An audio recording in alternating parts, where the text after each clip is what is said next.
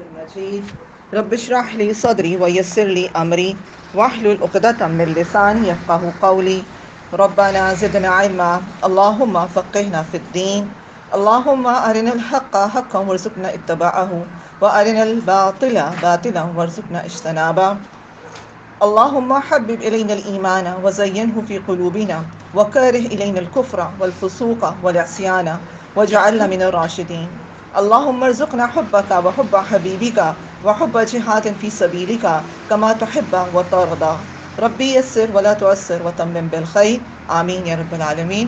السلام علیکم ورحمۃ اللہ وبرکاتہ. کیسے ہیں آپ سب لوگ؟ ٹھیک ٹھاک ہیں؟ اچھا، لاسٹ لیکچر جو ہم نے جو ماڈیولس پڑھے تھے اس میں تھوڑا سا ہم جلدی سے، میں چاہ رہی ہوں کہ آپ لوگ ہی مجھے اس کا جواب دیں. سب سے پہلے مجھے یہ بتائیں کہ سیرہ کو پڑھنا کیوں ضروری ہے؟ ہاں، ریز یور ہینڈ جس کو بھی سیرہ کو پڑھنا. ہاں جی میمونہ. تاکہ ہم اپنی زندگی میں نبی پاک صلی اللہ علیہ وسلم کا طریقہ کار کیا تھا زندگی گزارنے کا، وہ ہم سیکھ سکیں، جو کہ قرآن کا عملی مجموعہ ہے. بالکل، ماشاء اللہ، شاباش. اور کوئی اس میں ایڈ کرنا چاہے گا؟ ٹھیک ہے. ویسے تو یہی ہے کہ ہم اپنی انفرادی اور اجتماعی سطح پر جو ہے وہ ہم کیا کریں کہ اللہ کے نبی کا جو اسوہ ہے اس کی انگلی کو پکڑ کر، میں نے آپ کو بتایا تھا کہ اپنی زندگی کو گزار سکیں، کیونکہ وہی ایک ہمارے لیے ہدایت کا ایک بھلائی کا مینار ہے. ہاں جی افروز. میم اس لیے بھی کہ جو میں اپنے لیے پرسنلی فیل کرتی ہوں کہ ہمارے دلوں میں نا آپ صلی اللہ علیہ وسلم کی محبت ویسی ہی ہے جیسے صحابہ کرام کے دل میں تھی. تو وہ مطلب ہمیں سنت تو کافی ہم پڑھ بھی لیتے ہیں کہ سنتی سونے جاگنے کے اس طرح، تو وہ واقعات کہ ہم ان چیزوں سے گزریں گے تو ہمارے دل میں محبت پیدا ہوگی اور ہماری آنکھوں میں پھر آنسو آئیں گے اور ہم لوگ اس طرح سے فیل کریں گے اس چیز. بالکل، شاباش. the more عمل you کا بھی know. دل کرتا ہے نا کہ یہ بھی ہاں آپ صلی اللہ علیہ وسلم کی یہ ہستی تھی، یہ کیا یہ قربانی دی، تھوڑی ان کے یہ کام تھے، پھر اس بندے سے محبت جس سے ہوتی ہے پھر اس کے وہ کام بھی. ورنہ ایک روکھی سوکھی محبت ہوتی ہے، ایک عارضی محبت ہوتی ہے. the more you know the more you love. ٹھیک ہے، جتنا آپ جانیں گے اتنی محبت آپ کو بڑھتی چلی جائے گی. اچھا، دوسرا سوال مجھے یہ بتائیں کہ نبی کریم صلی اللہ علیہ وآلہ وسلم کی جو دعوت تھی اس کا منشا کیا تھا؟ اس کی کیا غرض و غایت تھی؟ کیا دعوت تھی؟ ہم نے سورہ صف اور سورہ الحدید کی روشنی میں ہم نے اس کو دیکھا تھا کافی ڈیٹیل سے. تو کیا غرض و غایت تھی آپ کی جو دعوت تھی؟ آپ کا نصب العین کیا تھا؟ نصب العین تو نبی صلی اللہ علیہ وسلم کا کلمہ طیبہ ہی تھا، لا الہ الا اللہ محمد رسول اللہ، مطلب شرک کی نفی اور اللہ کی رضا. اور ٹھیک ہے، ماشاء اللہ. نبوت کا مطلب نبی پاک صلی اللہ علیہ وسلم نے یہ خطبہ حجۃ الوداع میں اس طرح فرمایا تھا کہ میرا جو ذمہ داری تھی وہ پوری ہو چکی ہے، میں آخری نبی ہوں. تو یہ نصب العین یہ تھا کہ شرک کی نفی اور رسالت. ہاں، توحید، ایمان باللہ، یہ جو مین ان کی تعلیمات تھی. اور کوئی اس میں ایڈ کریں؟ اچھے کاموں کی دعوت دینا اور برے کاموں سے. ٹھیک ہے، بالکل صحیح. اور کچھ؟ ثنا آپ بتائیں. دعوت دین، اقامت دین اور حقیقتاً فلاح دشمنی کا حصول، اس کے ان کا مقصد زندگی تھا اور یہی نصب العین تھا اور یہی ایک مومن کا نصب العین. بالکل ٹھیک ہے. ٹھیک ہے، یعنی ہم نے پڑھا تھا نبی کریم صلی اللہ علیہ وسلم کا جو نصب العین تھا وہ کیا تھا؟ ہم نے دو آیات کو دیکھا تھا، سورہ الحدید کی اور سورہ صف کی. سورہ الحدید کی جو آیت تھی میں نے آپ کو بتایا تھا کہ اس میں کیا کہا گیا کہ تمام انبیاء کی بعثت کا مقصد کیا تھا؟ نظام عدل و قسط کا قیام. ٹھیک ہے. اور اللہ کے نبی صلی اللہ علیہ وآلہ وسلم کی بعثت کا مقصد کیا تھا؟ کہ جو دین ہے، دین اسلام، اس کو نافذ کرنا، دین اسلام کو غالب کرنا. میں نے بتایا تھا لِيُظْهِرَهُ عَلَى الدِّينِ كُلِّهِ. ٹھیک ہے، دین اسلام کو کل کا کل نافذ کرنا، انفرادی سطح پر بھی اور اجتماعی سطح پر بھی. جہاں پر فرد کی اصلاح مطلوب تھی وہاں پر تمدن کی جو درستی تھی وہ بھی مقصود تھی. تو یہ تھا بیس. اور میں نے آپ کو یہ بتایا تھا کہ نظام عدل کا واحد ذریعہ کیا ہے؟ دین اسلام کو غالب کر دیا جائے. تو اللہ کے نبی یہ مشن، یہ نصب العین لے کے آئے تھے کہ دین اسلام کو نافذ کرنا ہے. ٹھیک ہے، یہی آپ لوگوں کے جو پوائنٹس ہیں بالکل ٹھیک ہے. اقامت دین، ٹھیک ہے. اور پھر وہی بات ہے کہ جو ان کی جو تعلیمات تھی، ایمان باللہ، ایمان بالرسالہ، ایمان بالآخرہ، ٹھیک ہے، یہ تو تعلیمات تھی جو ہمیں وہ دیتے رہتے تھے. لیکن جو اسی اس میں جو تھا کہ یہ اللہ کے دین کو غالب کرنا، اللہ کے دین، اور یہ پھر کر کے بھی دکھایا. وہ پھر ہم نے سارا ڈیٹیل میں دیکھا تھا. اچھا، اب مجھے یہ بتائیں کہ تھوڑا سا ہم نے کلمہ طیبہ کو دیکھا تھا اور ہم نے الہ کو دیکھا تھا. الہ کے مطلب مجھے کوئی بتا دیں. ہاں جی سندس. الہ کا معنی ہے جس کی فرمانبرداری، عبادت، اطاعت اور پرستش. بالکل ٹھیک، شاباش. اور ہم نے کافی سارے مطلب دیکھے تھے. جس سے ہاں جی بس عالمانہ محبت کی جائے. بالکل شاباش. بسم اللہ. جس کا حکم مانا جائے، جس کی عبادت کی جائے، جس کا غلام بنا جائے، بالکل ٹھیک ہے. اور جس سے محبت کی جائے. بالکل ٹھیک، شاباش. اپنے تمام معاملات میں صرف اور صرف اسی کی فرما برداری کی جائے، جس میں آپ کی بالکل عبادات، ٹھیک ہے. روحانیات، معاشرت، معیشت، آپ کا یہ سیاست، یہ جتنے بھی معاملات آپ کے زندگی کے ہر معاملے میں جو ہے وہ اسی کی جو ہے وہ عبادت اس کو اور اطاعت حاکم کی اعلیٰ جائے. مانا جائے. بالکل ٹھیک، شاباش. ورڈ آپ نے یوز کیا تھا کہ ٹوٹل سرنڈر کر دیا ہوا ہے. ہاں بالکل، total surrender, total submission to Allah. ہاں جی اور الہ وہ رب ہے جو اپنی ذات میں، اپنی صفات میں، اپنے اختیارات میں اور اپنے حقوق میں یکتا اور واحد ہے. بالکل ٹھیک، شاباش، بالکل صحیح. اور افروز کچھ کہنا چاہیں گے؟ یہی سارے پوائنٹس ہیں. اور جس سے یہ تھا کہ ان کا کوئی ثانی نہیں ہے. ہاں بالکل وائشہ لئیسا کمثلی شیء، ٹھیک ہے، اس کا کوئی ثانی نہیں، اپنی ذات، صفات، اختیارات میں وہ یکتا ہے جس سے ٹوٹ کر محبت کی جائے، جس کی. تو ماشاء اللہ آپ لوگ کے کانسیپٹس بالکل کلیئر ہے الحمدللہ. ٹھیک ہے، آج ہم انشاءاللہ اپنا آغاز کرتے ہیں ماڈیول نمبر 4 کا سیرت النبی میں. اور آج کے سیشن میں ہم انشاءاللہ دیکھیں گے کہ نبی کریم صلی اللہ علیہ وآلہ وسلم کی ولادت، یعنی آپ کی پیدائش سے لے کر آپ کی جو دعوت حق کی تھا، آپ کی جو بعثت ہے، اس کا جو پورا ایریا ہے، ٹائم پیریڈ ہے، اس کے اوپر ہم ایک نظر ڈالیں گے. ٹھیک ہے، آپ صلی اللہ علیہ وسلم کی ولادت سے لے کر دعوت حق کی ابتدا تک کے واقعات مختصر طور پر ہم بیان کریں گے. 40 سال کا یہ پیریڈ ہے، تو اس کے اوپر انشاءاللہ ہم اس کو ایک سمری ہم اس کو دیکھیں گے. اور پھر ہم دیکھیں گے کہ اللہ کے نبی کے بچپن اور جوانی کے حالات جان کر ہم یہ سمجھنے کی کوشش کریں گے کہ نبوت کی ذمہ داریاں ادا کرنے کی غرض سے قدرت نے آپ کی شخصیت کی اٹھان کس انداز میں کی. ایک اتنی بھاری ذمہ داری جب اللہ کے نبی کو دی جا رہی ہے، تو ہم یہ دیکھیں گے، ہم آپ کا بچپن بھی دیکھیں گے، آپ کی جوانی بھی دیکھیں گے، وہ ایسی کیا کوالٹیز تھی، اللہ نے اپنے نبی کو، اپنے حبیب کو کس طریقے سے تیار کیا. ٹھیک ہے، کہ پھر آپ دیکھیے کہ انہوں نے آگے جا کے اتنی بڑا جو منصب تھا اس پہ فائز بھی اور ذمہ داری کو بھی ادا کیا. پھر ہم یہ بھی دیکھیں گے کہ نبوت کے اعلان سے پہلے نبی کریم صلی اللہ علیہ وآلہ وسلم کی شخصیت کو اہل مکہ کس نظر سے دیکھتے تھے.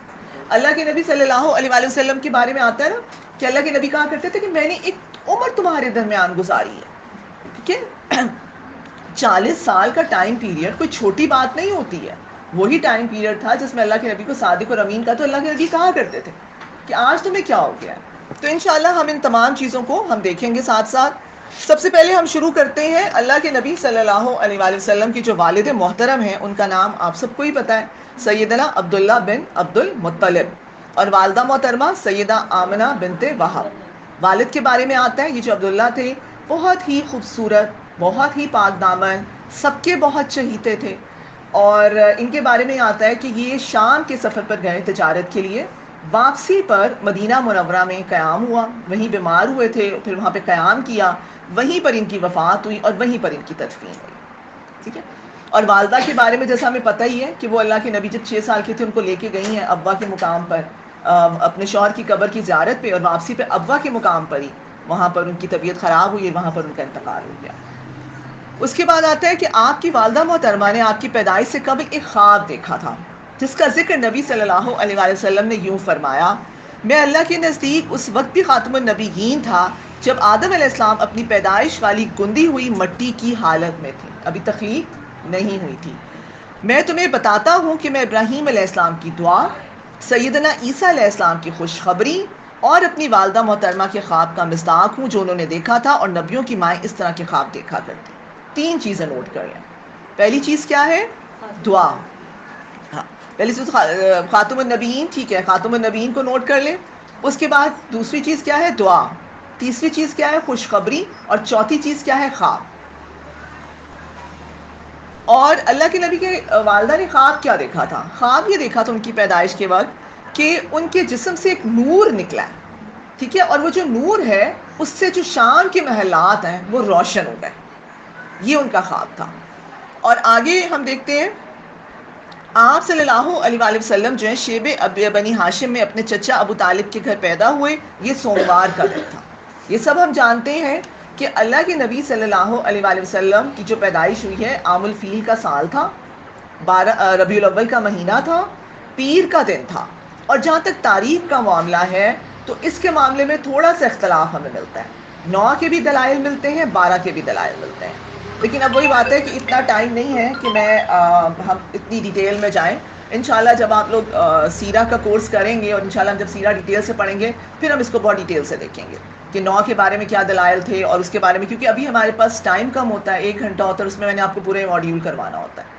تو بس ابھی آپ ذہن میں یہ رکھیں کہ اللہ کے نبی صلی اللہ علیہ وآلہ وسلم جو ہیں ان سے کسی نے پوچھا تھا کہ آپ پیر کا روزہ کیوں رکھتے ہیں. تو اللہ کے نبی صلی اللہ علیہ وآلہ وسلم نے فرمایا تھا کہ یہ وہ دن ہے جس دن میں پیدا ہوا تھا اور یہ وہ دن ہے جس دن مجھے منصب نبوت سے سرفراز کیا گیا تھا. تو اس سے پتہ چلتا ہے میرے اور آپ کے لیے اصول یہ نکلتا ہے کہ میں نے اور آپ نے اگر اپنی برتھ ڈیز منانی ہے تو پھر ہم کیا کریں, روزہ رکھیں, خود بھی رکھیں, اپنے بچوں کو بھی رکھوائیں. ٹھیک ہے. تو اللہ کے نبی کے بارے میں آتا ہے کہ یہ ان کا تو عام الفیل کا جو آپ کو پتہ ہے. اچھا اس زمانے میں یہ بھی ہوتا تھا نا, یہ جو تھوڑا سا ڈیٹس میں کانفلکٹ آتا ہے اس میں ایک یہ بھی ریزن ہے کہ دیکھیں اس زمانے میں برتھ ڈیز منانے کا ٹرینڈ نہیں تھا نا. آج کے دور میں آپ دیکھیں ہم تو کس ڈیٹ, کس دن, کس ٹائم, کیا منٹ, کیا سیکنڈز, یہاں تک نوٹ ہو رہا ہوتا ہے. اس دور میں یہ ہوتا تھا کہ کسی بھی بڑے واقعے سے ریلیٹ کر دیا جاتا تھا, جیسے عام الفیل کا واقعہ تھا اس سے ریلیٹ کر دیا گیا. اور آپ دیکھیں ہمارے بھی جب آباء و اجداد جو اینسسٹرز ہیں, اگر آپ کبھی اپنی پر دادی سے پوچھیں کہ کب پیدا ہوئی تھی تو وہ کہیں گی کہ پاکستان بننے سے 2 سال بعد, ٹھیک ہے, یا پاکستان بنا تھا تو میں 6 سال کی تھی. ایسے ہی ہوتا ہے نا اسی قسم کا. تو یہ وہ تھا, اس وجہ سے جو ہے تھوڑا سا جو ڈیٹ کے حوالے سے ملتا ہے. اور اس میں ابن اسحاق جو ہے ان کی رائے یہ ہے کہ 12 ربیع الاول ہے, کیونکہ میں نے آپ کو بتایا تھا کہ وہ سیرت کا ایک سورس ہے. تو اس کے علاوہ جو کچھ صحابی ہیں, حضرت جبیر بن مطعم ہیں, عبداللہ بن عباس ہیں, حکیم بن حزام ہیں, یہ بھی جلیل القدر صحابہ ہیں, تو ان کے مطابق آتا ہے کہ 9 ربیع الاول ہے. تو یہ اس وجہ سے تھوڑا سا ہے. لیکن ہمارے لیے مین چیز کیا ہے, ہمارے لیے مین چیز وہ ہے جو اللہ کے نبی نے بتا دی کہ میں پیر کے دن پیدا ہوا تھا, میں اس لیے روزہ رکھتا ہوں. تو ہم نے بھی روزہ رکھا. اور آگے کیا بتایا گیا کہ آپ کے دادا جناب عبد المطلب آپ کو اٹھا کر کعبہ میں لے گئے, اللہ تعالیٰ کا شکر ادا کیا اور آپ کا نام محمد رکھا, جو اس وقت عربوں میں نہ ہونے کے برابر تھا. لاسٹ کلاس میں ہم نے دیکھا محمد کو ہم نے بہت ڈیٹیل سے دیکھا تھا. ٹھیک ہے, اس کا روٹ ورڈ کیا ہے, حامدہ, حامدہ. ٹھیک ہے, حامدہ کا مطلب کیا ہے, ٹو پریز, تعریف کرنا.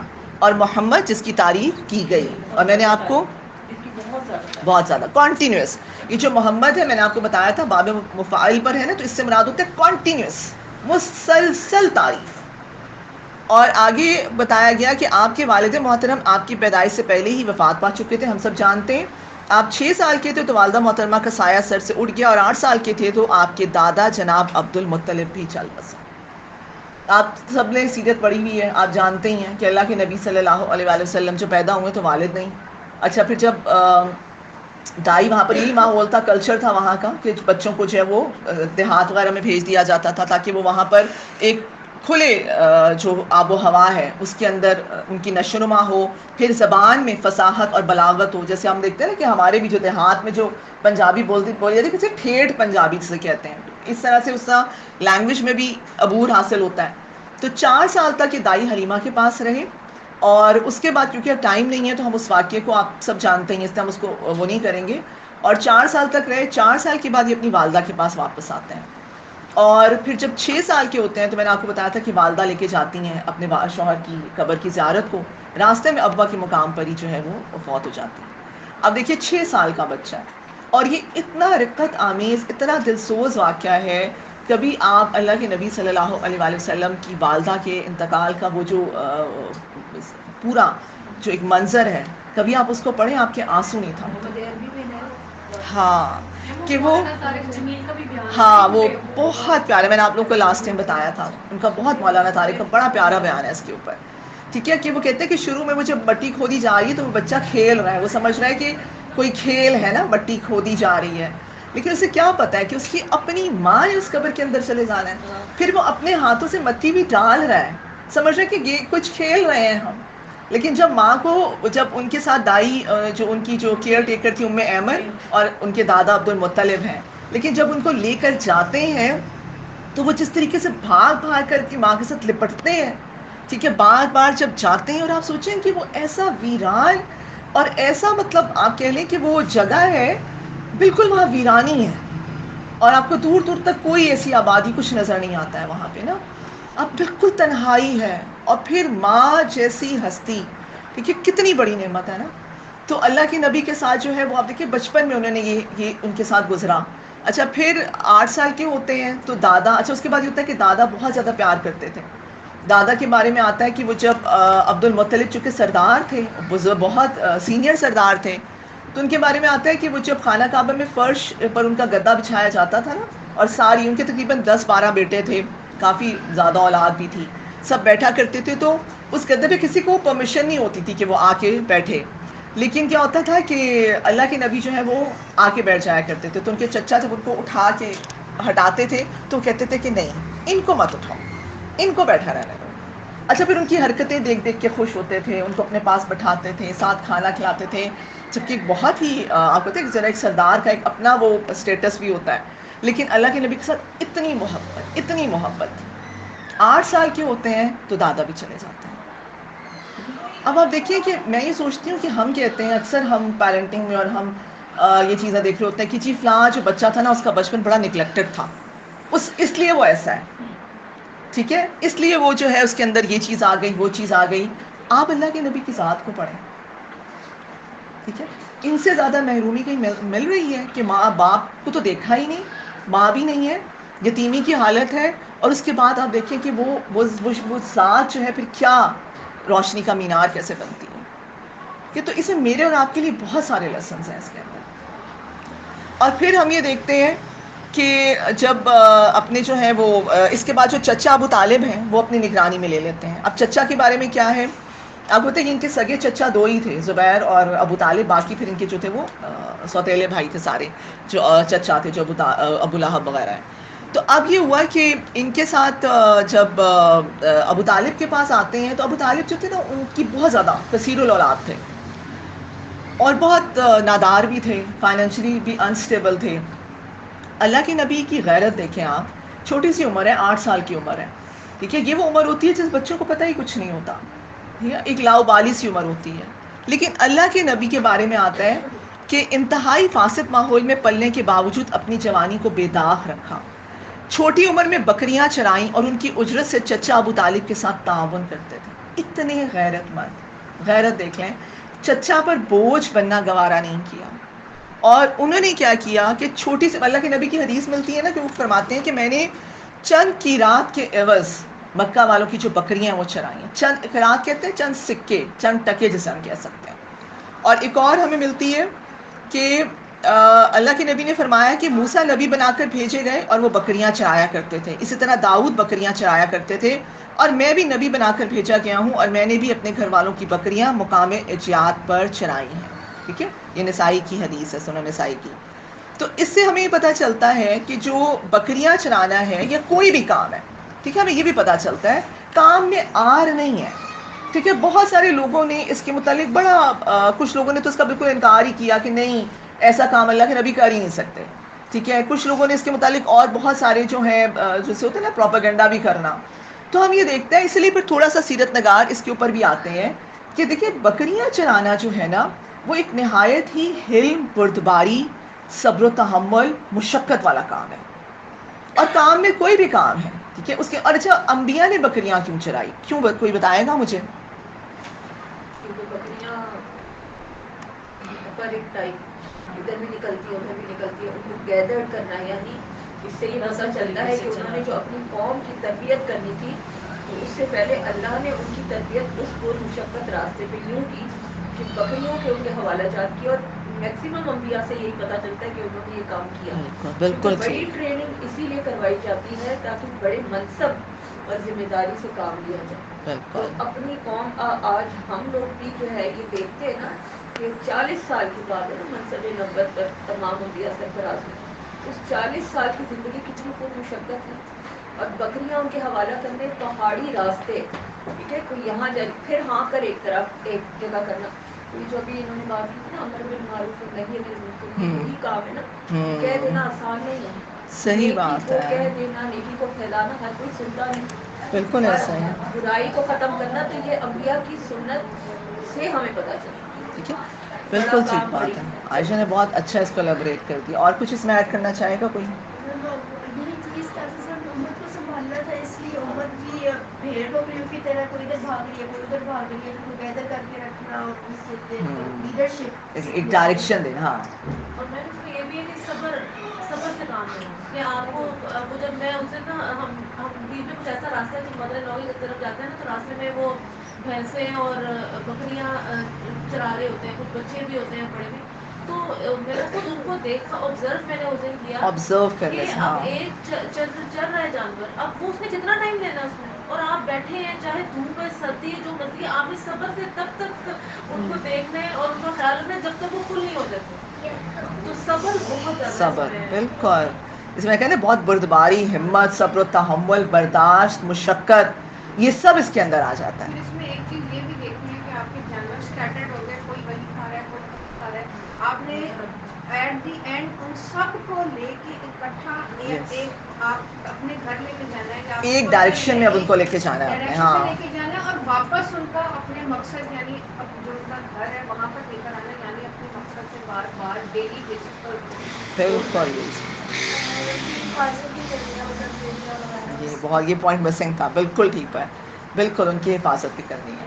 ٹھیک ہے، تو ماشاء اللہ آپ لوگ مختلف عقائد کے لوگ، مختلف مسلک کے لوگ، ان کو اکٹھا کرنا ہے ایک ڈائریکشن جو آپ نے ہاں بالکل آپ ایک لوگ کے پلیٹ سب کے فارم پہ لانا ہے. کانسیپٹس ماشاء اللہ بہت اچھے ہیں، بلکہ مجھ سے بھی اچھے آپ لوگوں نے ایکسپلین کر دیا ہے اس کو. ٹھیک ہے، تو بس ہم اس کو جلدی سے سمرائز کر لیتے ہیں. وہ یہی ہے کہ بکری جو ہے نا وہ ایک نازک جانور ہے، یہ بھی آپ کو پتا ہونا چاہیے. ٹھیک ہے، تو بکری اس کی نگہداشت بھی بہت ضروری ہوتی ہے. اور پھر وہی والی بات ہے کہ اسکیٹرڈ بہت جلدی منتشر ہو جاتی ہیں، کبھی ادھر چراگاہ میں کبھی ادھر چراگاہ میں ہو جاتی ہیں. پھر یہ ہوتا ہے کہ ان کو وہی صبر و تحمل بہت ضروری ہے ان کو کرنے میں. اب ویٹ کر رہے ہیں آپ، ٹھیک ہے، وہ کھا لیں، وہ فارغ ہو جائیں، یا جتنا بھی ٹائم لگ رہا ہے ان کو اکٹھا کرنا ہے. اچھا پھر آپ یہ بھی دیکھیں کہ جو فارسی کا ایک مقولہ ہے کہ اگر کسی کو کوئی غم نہ ہونا تو وہ ایک بکری پال لے، وہ بکری اس کا غم بن جائے گی. ٹھیک ہے، یعنی اتنا یہ مشکل کام ہوتا ہے. زیادہ کھائے تو بھی وہ بیمار نازک جانور ہوتا ہے، اس کی نگہداشت بھی بہت ضروری ہوتی ہے. اور اس کو اچھا تو امت کا معاملہ بھی سیم یہی ہے کہ امت میں مختلف لوگوں کے ذہنیت کے لوگ ہوتے ہیں. ٹھیک ہے، آپ جیسے عائشہ نے کہا کہ مختلف مسالک کے لوگ ہیں. اب ان سب کو اکٹھا کرنا، ان سب کو جو ہے وہ ایک ڈائریکشن دینا، ان سب کی حفاظت کرنا. کیونکہ بکریوں کا جو بھیڑیا ہے کو بھیڑیے سے بچانا ہے، تو اس امت کا بھیڑیا کون ہے؟ شیطان. ٹھیک ہے، تو انبیاء کا کام کیا ہوتا ہے کہ وہ ان سے ان کی حفاظت کرے تاکہ وہ ان کے ایمان کو ضائع نہ کر دیں. تو یہ ساری چیزیں ملتی ہیں. اچھا پھر بکری کے بارے میں یہ بھی آتا ہے کہ آپ کو جو ہے منظم، آپ اس کے اندر ایک چیز میں ڈسپلن سیکھتے ہیں، ایڈمنسٹریشن. کیونکہ بکریوں کو منظم جو کرنا ہے نا، جس نے اس کو کر لیا نا اس کے اندر ایڈمنسٹریشن آ گئی. ٹھیک ہے، تو منظم کرنا یہ بھی ایک اس کے اندر چیز آ جاتی ہے. اچھا پھر اس میں یہ بھی ہوتا ہے کہ بکری جو ہے اس کی نیچر میں تواضع پائی جاتی ہے، ہمبلنس، عاجزی. آپ کو پتا ہے اونٹ جو ہے اس کی نیچر میں کیا پایا جاتا ہے؟ کینہ، غصہ. اس کا مالک کبھی اس کے ساتھ کچھ کر جائے نا تو وہ پھر طاق میں رہتا ہے، جیسے ہی موقع ملتا ہے پھڑکا دیتا ہے. ٹھیک ہے، اسی طریقے سے جو گھوڑا ہے اس میں آپ دیکھیے خود پسندی، عجب. ٹھیک ہے، کتے ہیں تو آپ کو پتہ ہے ان کے اندر شہوت اور یہ سب. جس جانور کے ساتھ آپ رہتے ہیں نا اس کے آپ کے آٹومیٹیکلی اس کی خصوصیات آپ میں آنا شروع ہو جاتی ہیں. اچھا پھر جب آپ بکری میں اس میں اندر عاجزی ہے. اچھا دوسرا پھر میں نے آپ کو بتایا کہ تنظیم، منظم، آپ جب کو آپ کا ایڈمنسٹریشن آپ سیکھ لیتے ہیں. تیسرا پھر وہی بات ہے مشقت، اس کے اندر بہت مشقت ریکوائرڈ ہوتی ہے. آپ ٹف ہو جاتے ہیں، آپ کو پتہ چلتا ہے. آپ وہی بات ہے نا کہ وہ جو نرم و نازک والی جو ادائیں ہوتی ہیں وہ بھی ختم ہو جاتی ہیں. پھر چوتھی چیز کیا ہے؟ شجاعت. شجاعت وہی کہ آپ لوگ جو ہیں جیسے جو چرواہا ہے وہ بھیڑیے سے بچاتا ہے، تو پھر ہم نے جو ایک نبی ہوتا ہے، ایک جو دائی ہوتا ہے، ایک جو لیڈر ہوتا ہے، وہ کس سے بچا رہا ہوتا ہے؟ وہ شیطان سے بچا رہا ہوتا ہے. تو یہ ساری کوالٹیز جو ہمیں ملتی ہیں، اسی لیے اللہ کے نبی کی حدیث میں ملتی ہیں. ایک اور ہے اس کا مفہوم ہے کہ ہر نبی نے تقریباً بکریاں چرائیں ہیں. تو اس سے پتہ چلتا ہے کہ یہ بہت زیادہ، اس میں بہت کچھ آپ لرن کرتے ہیں. تو اللہ کے نبی کے بارے میں آتا ہے کہ انہوں نے چند قیراط کے عوض بکریاں بھی چرائیں، صرف اس لیے کہ اپنے چچا کے اوپر بوجھ نہ بنے، غیرت۔ اور اس کے بعد دیکھیں ہر قسم کی بدکاری، شراب نوشی، قمار بازی، داستان گوئی، لہو و لعب سے اپنے آپ کو محفوظ رکھو۔ ہمیں سیرت میں بے شمار واقعے ملتے ہیں۔ حضرت علی رضی اللہ تعالیٰ عنہ فرماتے ہیں کہ شراب آپ کو پتہ ہے عربوں کی گھٹی میں تھی، اور شراب ان کے لیے ایسے ہی تھا کہ جیسے آپ کہہ لیں کہ وہ بالکل نارمل سی بات تھی، اتنا، اور بہت زیادہ اس کا انٹیک تھا۔ لیکن اللہ کے نبی کے بارے میں آتا ہے، حضرت علی رضی اللہ عنہ فرماتے ہیں کہ انہوں نے کبھی اس کو چھوا تک ہے۔ اور پھر ہم یہ دیکھتے ہیں کہ یہ جو داستان گوئی کی محفلیں وہاں بہت زیادہ لگا کرتی تھیں، جوانوں کی بھی لگ رہی ہیں۔ داستان کیا ہوتا تھا کہ قصے کہانیاں سناتے تھے اپنے آباء و اجداد کے بیٹھ کے، جناب وہ بڑکے مارتے تھے بیٹھ کے۔ اچھا، اللہ کے نبی صلی اللہ علیہ وآلہ وسلم کے بارے میں آتے ہیں، کہتے ہیں کہ مجھے 2 دفعہ کے علاوہ، کہتے ہیں کہ مجھے کبھی بھی یہ جو جاہلی تصورات تھے، جو جاہلی کام تھے، 2 مرتبہ کے علاوہ میرے دل میں کبھی ان کا خیال نہیں آیا۔ لیکن ان 2 مرتبہ میں بھی کیا ہوا کہ اللہ تعالیٰ نے ان کو روک لیا۔ ہاں، آپ لوگوں نے سنا وہی ہے وہ واقعہ سب نے؟ میں نے سنا کہ وہ نیند والی بات تھی، سو گئی۔ ہاں ٹھیک ہے، یہی ہوا تھا کہ اچھا چلے میں آپ کو سنا دیتی ہوں۔ اس میں یہی تھا کہ ایک مرتبہ اللہ کے نبی جس کے ساتھ، لڑکے کے ساتھ بکریاں چرایا کرتے تھے نا، تو ایک رات اس کو کہا کہ تم آج میری بکریوں کو لک آفٹر کر لو۔ تو مکہ میں نا جیسے یہی میلے لگا کرتے تھے، محفلیں جمتی، تو رات وہ جو محفل ہے، یہی والی داستان گوئی کی جو محفل ہے، میں آج اس میں جاؤں گا، میں اس میں شریک ہونا چاہ رہا ہوں۔ اس نے کہا ٹھیک ہے۔ اللہ کے نبی گھر سے نکلے ہی ہیں، اور کہتے ہیں کہ ابھی مکہ کے وہاں پہنچے ہیں، اور ابھی پہلے گھر کے پاس ہی پہنچے ہیں۔ اچھا، اس میں مختلف روایات ملتی ہیں۔ ایک تو روایت یہ بھی ملتی ہے کہ ایک بہت کوئی سریلی سی آواز ان کو سنائی دی، ٹھیک ہے، بہت سریلی سی آواز تھی، جیسے کسی نے کہا کہ کوئی شادی وغیرہ ہو رہی ہے کہیں پر نا۔ تو اللہ کے نبی صلی اللہ علیہ وآلہ وسلم کہتے ہیں کہ میں وہیں بیٹھ گیا، اور میں نا اس کو سننا شروع ہو گیا، اور میری آنکھ لگ گئی، اور اللہ نے میرے کان بھی جیسے بند کر دیے، اور یہ سو گئے۔ صبح جب سورج نکلا ہے تو اس کی ریز سے آنکھیں کھلیں۔ اچھا، یہ واپس گئے دوست کے پاس، اسے کہا اچھا بتاؤ کیسی رہی؟ تو اللہ کے نبی، میں تو کچھ آ ہی نہیں سکا، میں تو راستے میں ہی وہاں بیٹھا، میں سو گیا۔ اچھا، دوسرے دن پھر سیم یہی معاملہ ہوا، پھر نکلے ہیں، پھر وہاں پہنچے ہیں، پہلے گھر کے پاس پہنچے، تو کہتے ہیں کہ ایسی آواز ان کو سریلی سی ملی کہ وہ اس کو سننے کے لیے بیٹھے، اور وہیں آنکھ لگی، اللہ نے کان بند کی اور سو گئے۔ اس کے بعد اللہ کے نبی کہتے ہیں کہ پھر اللہ نے ان کو نبوت سے سرفراز کر دیا، اور پھر اس کے بعد کبھی ایسا معاملہ نہیں ہوا۔ تو اللہ، دیکھیں اللہ تعالیٰ بھی بات ہے نا کہ جو انبیاء ہوتے ہیں نا، ان کا خاص معاملہ ہوتا ہے۔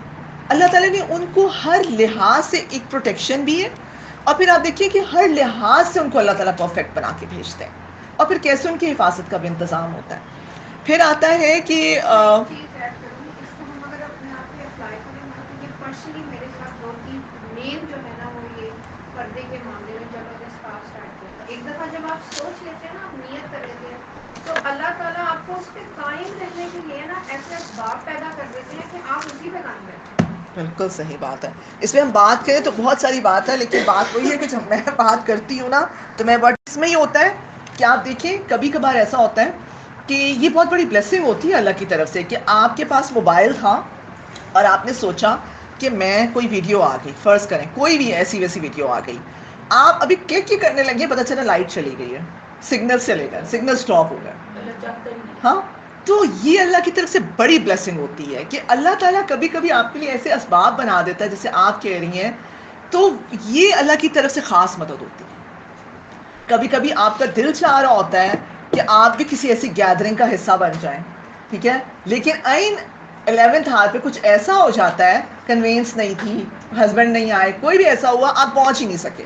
اچھا، بعد میں آپ کہتی ہیں کہ شکر ہے کہ میں اس مہندی اور سپٹن میں نہیں گئی، کہ مجھے وہاں جا کے جو میرے ایمان کا لیول جو خراب ہوتا ہے نا، تو یہ اللہ کی طرف سے بڑی بلیسنگ ہوتی ہے۔ آپ لوگ واقعی جب اپنی زندگی میں آبزرو کریں، جب آپ اللہ کے ساتھ اپنا ایک اسٹرانگ بانڈ بنائیں گے نا، ٹھیک ہے، جب آپ، وہی بات ہے، جب اللہ سے دوستی کریں گے نا، تو پھر وہ دوست آپ کو جو ہے نا کبھی بھی ریٹریکٹ نہیں ہونے دے گا، ٹھیک ہے، وہ پھر آپ کے لیے وہاں سے اسباب بنائے گا، وہاں سے اللہ تعالیٰ آپ کی پروٹیکشن کرے گا، آپ کا وہم و گمان بھی نہیں ہوگا۔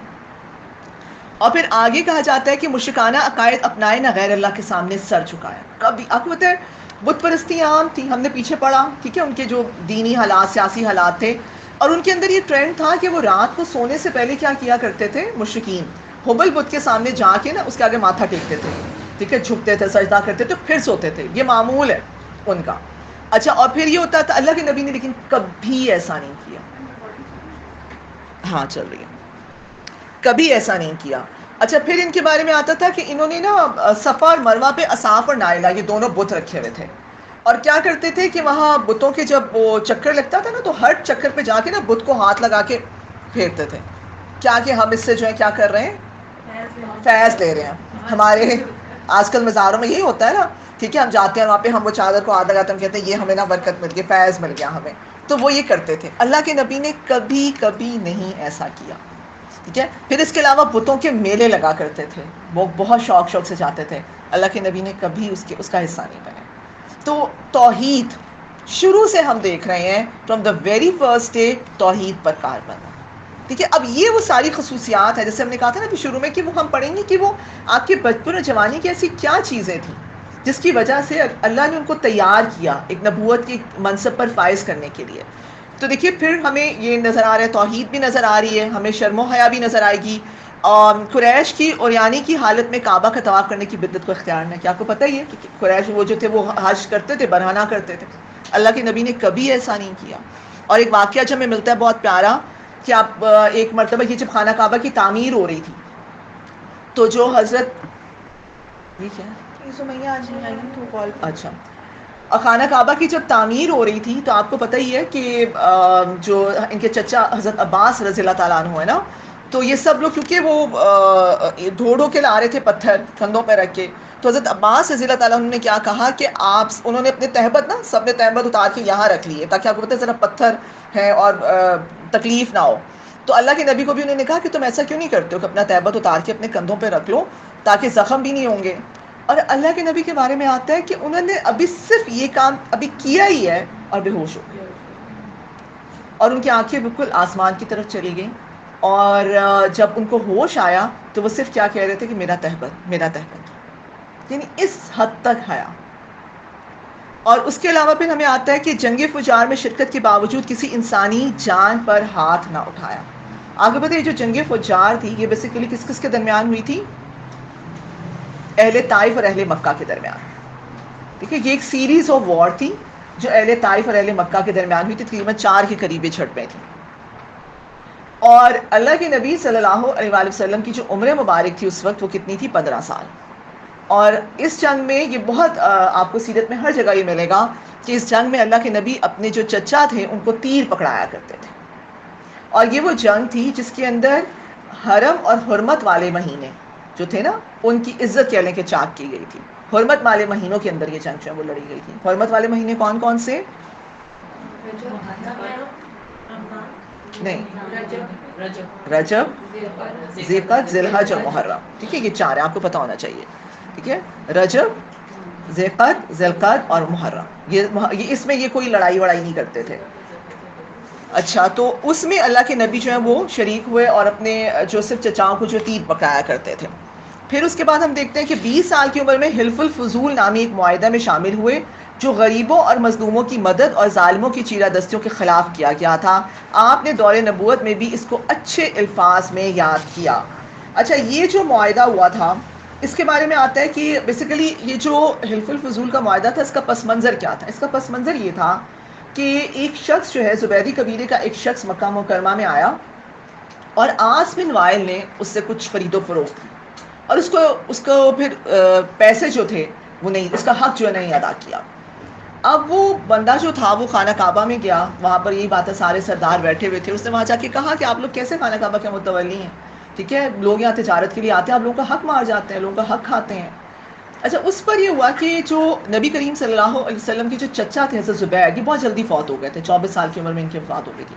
یہ جو زبیر تھے یہ ایکٹیو ہوئے اور انہوں نے کہا کہ اس کو کیوں نہیں اس کا حق مل رہا. اور انہوں نے پھر کیا کیا کہ تمام جو قریش کے جو قبائل تھے, بنو ہاشم, بنو مطلب, بنو زہرا, ان سب کو جو ہے وہ اکٹھا کیا اور پھر یہ ایک معاہدہ ہوا حلف الفضول کے نام سے. کہا جاتا ہے کہ اس میں زیادہ تر جو سردار شامل تھے نا ان کے ناموں میں فضل آتا تھا, اس لیے اس کا نام حلف الفضول پڑ گیا. اور پھر اس معاہدے میں یہ طے پایا کہ آج کے بعد مکہ مکرمہ میں کوئی بھی مظلوم, چاہے وہ مکہ سے اس کا تعلق ہے چاہے وہ باہر سے آیا, ٹھیک ہے, اس کی حمایت کی جائے گی, اس کا حق اس کو دلوایا جائے گا. کتنا بڑا معاہدہ تھا کہ مظلوم کی مدد کی جائے گی. تو اللہ کے نبی جو ہے وہ اس معاہدے میں جو ہے وہ شریک تھے. اور اللہ کے نبی کے بارے میں آتا ہے کہ آپ صلی اللہ علیہ وآلہ وسلم فرمایا کرتے تھے کہ عبداللہ بن جدعان کے گھر میں ایک ایسے معاہدے میں شریک تھا جس کے عوض اگر سرخ اونٹ بھی دیے جائیں تو مجھے وہ پسند نہیں ہے.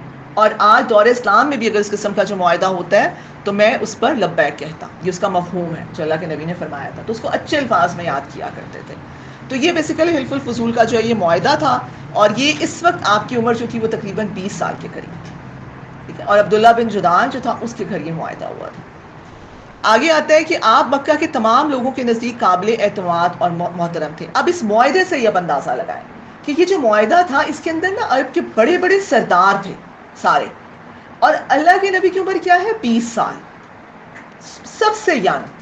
لیکن ان کو ان کا جو ان کی خصوصیات تھیں اس کی وجہ سے وہ اتنے قابل احترام تھے, اتنے محترم تھے کہ اس معاہدے میں تمام سرداران کے ساتھ اللہ کے نبی شریک ہوئے. اتنا وہ لوگ ٹرسٹ کرتے تھے. اور پھر آتا ہے کہ مکہ میں کوئی شخص آپ سے بڑھ کر سچا اور امانت دار نہ تھا, حتیٰ کہ آپ کا لقب صادق اور امین پڑ گیا. آپ سب لوگوں سے زیادہ پاکیزہ, نیک, عادل اور انصاف پسند تھے. ہم نے بھی واقعات دیکھے اور آپ کو بے شمار واقعات سیرت میں بھی مل جائیں گے. آپ امانت و دیانت, صدق, لین دین میں نرم مزاجی اور خوش اخلاقی میں مشہور تھے. آپ کا لین دین کا معاملہ, آپ کو پتہ ہے آپ کو جو ہے تاجر امین کا لقب جو تھا وہ ملا. اور عبداللہ بن, یہ آتا ہے یہ جو بندہ تھا عبداللہ بن ابی الحمصہ, اس کی جو آج بھی اس کا جو واقعہ ہے سیرت میں ہمیں ملتا ہے نا کہ اس نے اللہ کے نبی کے ساتھ کچھ خرید و فروخت کی اور کہنے لگا کہ میں ابھی آتا ہوں, ٹھیک ہے, کہہ کے چلا گیا, بھول گیا جا کے, ٹھیک ہے. 3 دن کے بعد جب وہ واپس وہاں پر آیا ہے تو اللہ کے نبی وہیں کھڑے تھے, اور اللہ کے نبی نے کہا کہ تم نے مجھے زحمت میں ڈالا. تو اس سے پھر اس چیز کو بھی ہوا کہ مطلب اتنی آنیسٹی تھی.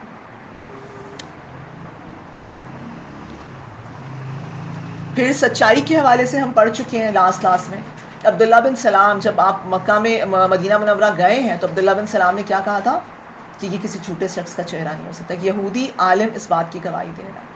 پھر آپ دیکھیں ابو سفیان جب ہرکل کے دربار میں اس نے ان کو بلایا تھا اور ان سے چند سوال کیے تھے, انشاءاللہ ہم آگے چل کے ان کو دیکھیں گے بھی.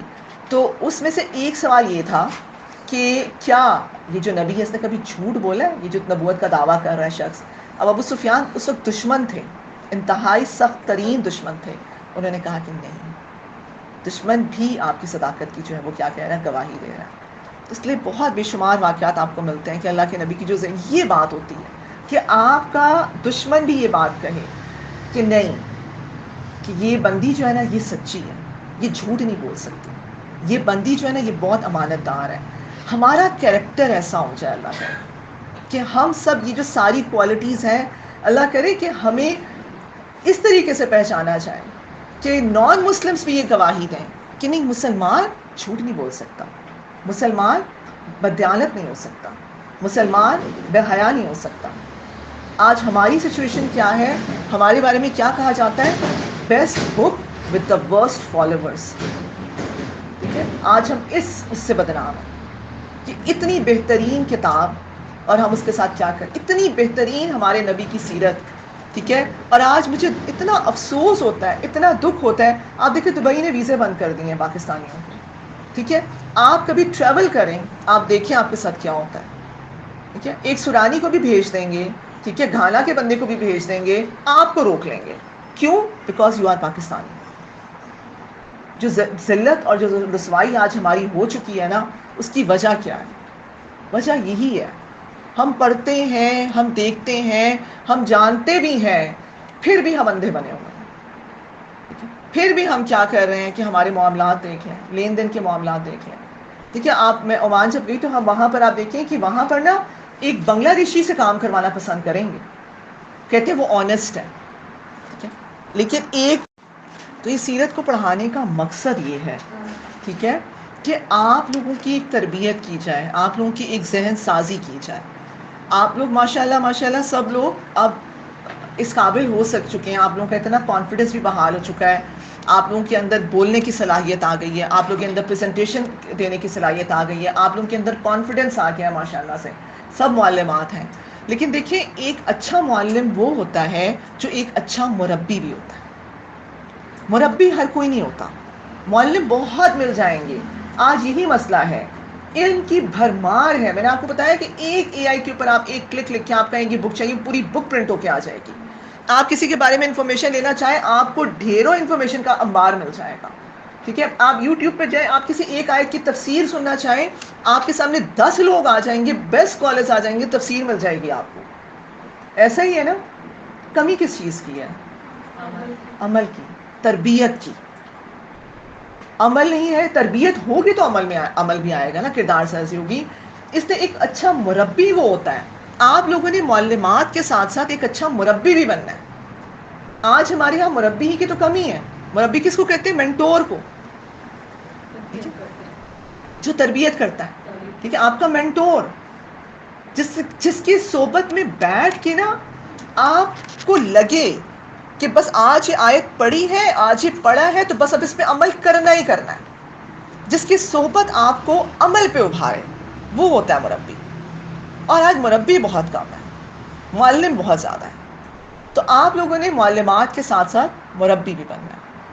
تو اس لیے سیرت کا مقصد یہ ہے کہ ہم اس پوائنٹ آف ویو سے, میں نے آپ کو شروع میں بتایا تھا کہ ہم اس سے سیرت کو پڑھیں کہ ہم اس کو اپنے عمل میں لے کر آئیں. اور آگے اللہ تعالیٰ آگے جو سیرت میں فرمایا جا رہا ہے, یہ جوانی کے ہی ہم واقعات کو پڑھ رہے ہیں کہ آپ میں صدق تھا, لین دین میں نرم مزاجی, میں نے آپ کو بتا دیا, خوش اخلاقی. ٹھیک ہے, خوش اخلاقی کے بھی بے شمار آپ دیکھیں, گھر والوں کے ساتھ معاملات دیکھیں. ٹھیک ہے, جب گھر آتے ہیں, حضرت عائشہ رضی اللہ تعالیٰ عنہ کے بارے میں کتنے پیارے ملتے ہیں واقعات. ٹھیک ہے, ان کو پیار سے کیا کہتے تھے؟ عائش. ٹھیک ہے, اور پھر وہی بات ہے کہ جو حضرت انس ہیں ان کو پیار سے اوینس. ٹھیک ہے, تو ان کو اتنے پیار سے, میں نے لاسٹ ٹائم آپ کو بہت سارے واقعات بھی کوٹ کیے. تو اس سے یہ پتہ چلتا ہے کہ ایک جو مربی, ایک جو دائی ہے, ٹھیک ہے, ایک جو لیڈر ہے, اس کے اندر یہ چیز بھی ہونی چاہیے, خوش اخلاق. آپ کا اخلاق بہت میٹر کرتا ہے. اگر آپ لوگوں نے دل جیتنے ہیں نا, تو یہ اخلاق سے ہی آپ دوسروں کے دل جیتیں گے, پیار سے جیتیں گے. تو اس لیے یہ ساری کوالٹیز میں نے اور آپ نے, ہم نے کوشش کرنی ہے. اللہ کرے کہ لوگ ہمارے بارے میں بھی یہی کہیں کہ امرین جو ہے وہ دیانتدار ہے, وہ سچی ہے, وہ لین دین کی جو ہے وہ نرم مزاج ہے, خوش اخلاق ہے. لوگ ہمارے بارے میں یہ بات کہیں, ہم ایسا ہمارا کردار بن جائے. تو ہم کوشش کریں گے نا, یہ نہیں کرنا کہ صرف پڑھ کے ہم نے گزر جانا ہے. ہم سب نے کوشش کرنی ہے. ٹھیک ہے, اور یہ مشکل نہیں ہے, آپ کر سکتے ہیں. پھر تجارت جیسا پاکیزہ اور معزز مشغلہ اپنے لیے پسند کیا. ہم جانتے ہیں عربوں میں ویسے بھی تجارت, آپ کو پتہ ہے ایک انٹرنیشنل مارکیٹ تھی, اور تجارت جو تھی اس میں بہت زیادہ وہ پیک پر تھے. تو اللہ کے نبی کے بھی بارے میں آتا ہے کہ تجارت شروع کی, اور لوگوں کو آپ پر اس قدر اعتماد تھا کہ اچھے اہل سرمایہ تجارت کے لیے اپنا سرمایہ آپ کے حوالے کرنے کے خواہش مند ہوتا ہے. صاحب بن نبی صاحب کا پتہ چلتا ہے, ان کا واقعہ ملتا ہے, انہوں نے اللہ کے نبی کے ساتھ پارٹنرشپ کی تھی. اس سے پتہ چلتا ہے کہ اللہ کے نبی جو تھے انہوں نے پارٹنرشپ بھی کی ہے. اور پھر جیسے میں نے ابھی یہ آپ کو بتایا کہ عبداللہ بن ابی الحمصہ کا واقعہ, کہ خرید و فروخت کی اور وہ چلا گیا, 3 دن بعد آ رہا ہے. پھر بہت سے تاجروں نے آپ کو تاجر امین کا لقب دیا. آپ کے سفر تجارت عرب منڈیوں میں آپ کی رسائی لوگوں اور عرب کے بلند مرتبہ سرداروں سے آپ کی ملاقات اور میل جول نے آپ کے تجربے میں بہت اضافہ کر دیا. یوں آپ کو لوگوں, قبائل اور شہروں کی خوب معرفت حاصل ہو گئی. آتا ہے کہ 8 کے 9 ہجری میں بحرین سے ایک وفد آیا. اللہ کے نبی نے بہت ٹریولنگ, پھر یہ تجارت کے لیے آپ کو ٹریولنگ بہت کرنی پڑتی تھی. اور اگر آپ دیکھیں نا کہ جو اللہ کے نبی کے جو پر دادا کے دادا تھے قصی, ان کے بارے میں بھی ہمیں ملتا ہے کہ تجارت میں ہی جو ہے وہ لگے ہوئے ہیں. پھر ہاشم نے تجارت کے روٹس جو ہے وہ انٹروڈیوس کروائے. اچھا, پھر اللہ کے نبی بھی ہوتا تھا کہ تجارت میں یہ لوگ یمن اور شام جو ہے وہ زیادہ جایا کرتے تھے, پھر آگے بھی نکلتے تھے. تو بحرین سے 8-9 ہجری میں ایک وفد آیا. تو اللہ کے نبی سے جب اس کی ملاقات ہوئی تو اللہ کے نبی نے ان کو بتایا کہ اچھا ہاں وہاں یہ علاقہ اور وہاں کے بارے میں ساری باتیں نا. تو انہوں نے کہا کہ ہمیں ہمارے علاقوں کے بارے میں اتنا نہیں پتا جتنا آپ کو پتا ہے. تو اللہ کے نبی صلی اللہ علیہ وسلم نے فرمایا کہ کیونکہ میں نے وہاں پہ ٹائم گزارا ہے, تجارت کی غرض سے ان کا آنا جانا ہوتا. تو اس سے پتہ چلتا ہے کہ تجارت میں کافی ان کا وہ تھا. پھر دوستیاں اور دلچسپیاں. سب سے گہری دوستی اور سب سے بے تکلفانہ رابطہ حضرت ابو بکر رضی اللہ تعالیٰ عنہ جیسی شخصیت کے ساتھ تھا. اور حضرت ابو بکر کو ضرور پڑھیں رضی اللہ تعالیٰ عنہ, ضرور پڑھیں ان کی سیرت کو. کیا ان کی سیرت ہے. اسلام سے پہلے بھی, جسے کہتے ہیں نا صحیح سلیم الفطرت انسان, اور اس سے پہلے بھی یہ بہت خوش اخلاق, بہت زیادہ لوگوں کی مدد کرنے والے, مسکینوں کو کھانا کھلانے والے, لوگوں کی مدد کرنے والے. آپ کو پتہ ہی ہے نا کہ جو اسلام جب انہوں نے قبول کیا ہے، اللہ کے نبی نے جب ان کو دعوت دی تو انہوں نے فوراً بغیر کسی تاخیر کے اسلام کو قبول کیا. جیسے وہ کہتے ہیں نا ایک آپ کے اندر کی روح پیاسی ہوتی ہے، اس کو تلاش ہوتی ہے. بالکل یہ ان کی فطرت تھی کہ ان کو تلاش تھی، وہ تھے کہ بس مجھے کوئی ایسا ملا، اور جیسے ہی دعوت رکھی گئی قبول کر لیا. اچھا پھر یہ دیکھیں کہ جتنے بھی یہ جو غلام حضرت ابو بکر رضی اللہ تعالیٰ کے بارے میں آتا ہے کہ حضرت بلال رضی اللہ تعالیٰ کو دیکھ لیں، اس کے علاوہ بہت ساری جو صحابیات کے غلام ان کو بھی کیا، اور بہت کمزور جو لوگ ہوتے. تو ایک دفعہ ان کے والد نے کہا بھی ان کو ابو کہاو نے کہ کبھی کوئی اچھا کوئی تگڑا غلام بھی آزاد کروا دو. اور پھر دیکھیں وہ غلام پھر آگے حضرت بلال رضی اللہ تعالیٰ کو آپ دیکھیں پھر کیا ان کا مرتبہ. میں کہتی ہوں حضرت ابو بکر رضی اللہ تعالیٰ عنہ میں جتنا، پھر ہم انشاءاللہ ہجرت میں ان کا معاملہ دیکھیں گے، غار ثور میں جس طریقے سے اللہ کے نبی کو پورا جو سفر انہوں نے کیا، یا معراج کے موقع پہ دیکھ لیں، سب سے پہلے تصدیق کی یہ ہوتا ہے ایک اچھا دوست، ایسا دوست. ٹھیک ہے، اور آپ کا دوست یاد رکھیں، اسی لیے کہتے ہیں نا انسان اپنے دوست کے دین پر ہوتا ہے. دوست بہت ضروری ہے، اچھے دوست. میں یہ کوٹ پڑھی تھی، غریب وہ نہیں ہے جس کے پاس مال نہیں ہے، غریب وہ ہے جس کے پاس کوئی دوست نہیں ہے. اور ایسا شخص جس کے پاس دوست نہیں ہے وہ ایسا درخت ہے جس کے پتے نہیں. تو اس لیے دوست بہت کوشش کریں اچھے دوست بنائیں. اور ایک بات میری یاد رکھیں کہ میں اپنے پرسنل ایکسپیرینس سے کہہ رہی ہوں، جو دوست آپ کو یہاں ملیں گے نا قرآن کلاس کے ذریعے، اس قرآن کے ذریعے جو آپ کی دوستیاں بنیں گی وہ بہت ہی پائیدار بھی ہوں گی، وہ بہت ہی خالص بھی ہوں گی، اور وہ آپ کو دیکھیں وہ بہت ہی دیر پا بھی ہوں گے انشاءاللہ. تو ان قرآن کلاس میں جب آئیں تو آپ اس میں اسی لیے آپ لوگ کا ایک ایسا ماحول ہونا چاہیے، آپ لوگ کی ایسی دوستیاں ہونی چاہیے. یہ لوگ بڑے خالص ہوتے ہیں جو قرآن کے ذریعے آپ کو ملتے ہیں نا، یہ واقعی بہت خالص لوگ ہوتے ہیں، کیونکہ ہماری محبت کا سورس یہ قرآن ہوتا ہے، ہمارے تعلق کی وجہ یہ قرآن ہوتا ہے. تو جہاں قرآن آ جاتا ہے نا، پھر وہاں پر سیلفشنس بھی نہیں ہوتی، پھر وہاں کے اندر وہاں پہ 2 نمبری بھی نہیں ہوتی ہے، وہاں پر پھر چیٹنگ بھی نہیں ہوتی ہے، وہاں پر پھر بلیم گیم بھی نہیں ہوتی ہے.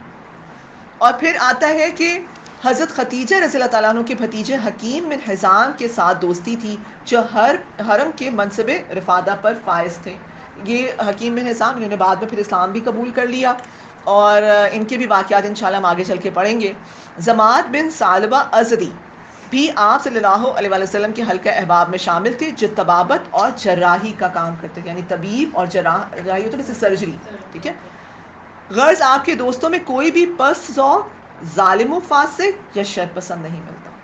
ٹھیک ہے، تو اس لیے میں نے اور آپ نے بھی اپنی دوستیاں جو ہیں اس پیمانے کے تحت، زیادہ تر پیرنٹنگ میں ہمارے پاس جب مسائل آ رہے ہوتے ہیں نا، اور ہم ان سے کہتے ہیں کہ آپ یہ دیکھیں کہ بچہ بالکل ٹھیک تھا، کچھ بھی مسئلہ نہیں تھا، لیکن اچانک پتہ نہیں کیا ہو گیا. ٹھیک ہے، کہ وہ بہت روڈ بھی ہو گیا، وہ بہت جو ہے وہ ڈس اوبے کر رہا ہے، یہ ساری چیزیں. تو جب کہا جاتا ہے نا کہ آپ یہ دیکھیں کہ اس کی دوستیاں چیک کریں، تو یقین کریں 90% ہمیں یہ پتہ چلتا ہے کہ پرابلم اس کے دوست میں تھا. اس نے ایسا کوئی دوست اس کے سرکل میں شامل ہو گیا کہ جس کی وجہ سے کیا ہوا کہ وہ اس کی بھی ساری جو تھی، یا تو آپ دوست کے اوپر اثر انداز ہوں گے یا دوست آپ کے اوپر ہوگا. اس لیے اپنے بچوں کے حوالے سے بھی یہ بہت چیک اینڈ بیلنس رکھا کریں. ٹھیک ہے، کہ آپ کے جو بچے ہیں ان کی دوستیاں جو کہاں کہاں ہیں. اور حضرت خدیجہ رضی اللہ تعالیٰ عنہ کے ساتھ شادی، یہ بھی بہت اہم جو ہے وہ آپ کی زندگی کا ایک فیز تھا. حضرت خدیجہ رضی اللہ تعالیٰ عنہ، ان کی سیرت کو ضرور پڑھیں. ٹھیک ہے، ایک آئیڈیل بیوی کیسی ہونی چاہیے، ایک آئیڈیل ماں کیسی ہونی چاہیے، اور آپ کو ان کی جو سیرہ میں آپ کو وہ چیزیں ملیں گی، آپ پڑھیں آپ حیران رہ جائیں گے. اور پھر اس کو سامنے رکھ کے اپنا محاسبہ کریں، اپنا جائزہ کریں. بچیاں بھی ضرور پڑھیں، جو میرڈ خواتین ہیں وہ بھی ضرور پڑھیں. حضرت خدیجہ رضی اللہ تعالیٰ عنہ کے بارے میں آتا ہے کہ بہت ہی معزز، عقل مند اور دانا خاتون تھی، اور اپنی قوم میں طاہرہ اور عفیفہ کے لقب سے مشہور تھی. بہت ہی پاک دامن، بہت ہی گہری سمجھ بوجھ رکھنے والی انٹلیکچوئلس میں سے تھی. متمول ترین خاتون تھیں، امیر ترین خاتون تھیں، اور ان کے بارے میں آتا ہے کامیاب بزنس وومن تھیں، اور طاہرہ اور عفیفہ کے لقب سے جو مشہور تھیں. وہ نیک خاتون تھی اور مکہ کے مالدار ترین افراد میں شمار ہوتی تھی. وہ تاجروں کو تجارت کے لیے اپنا مال تجارت بطور مزاربت دیتی تھی. ٹھیک ہے، مزاربت سے کیا مراد ہوتی ہے کہ آپ ایک پروفٹ سیٹ کر لیتے ہیں پہلے سے ہی نا، کہ 40% آپ کا ہوگا، 60 میرا ہوگا. ٹھیک ہے، کمیشن بیس آپ کہہ لیں, ٹھیک ہے, تو اس پہ آپ جو ہے وہ تجارت جو ہے وہ پہلے سے ڈیسائیڈ کر کے آپ کر لیتے ہیں.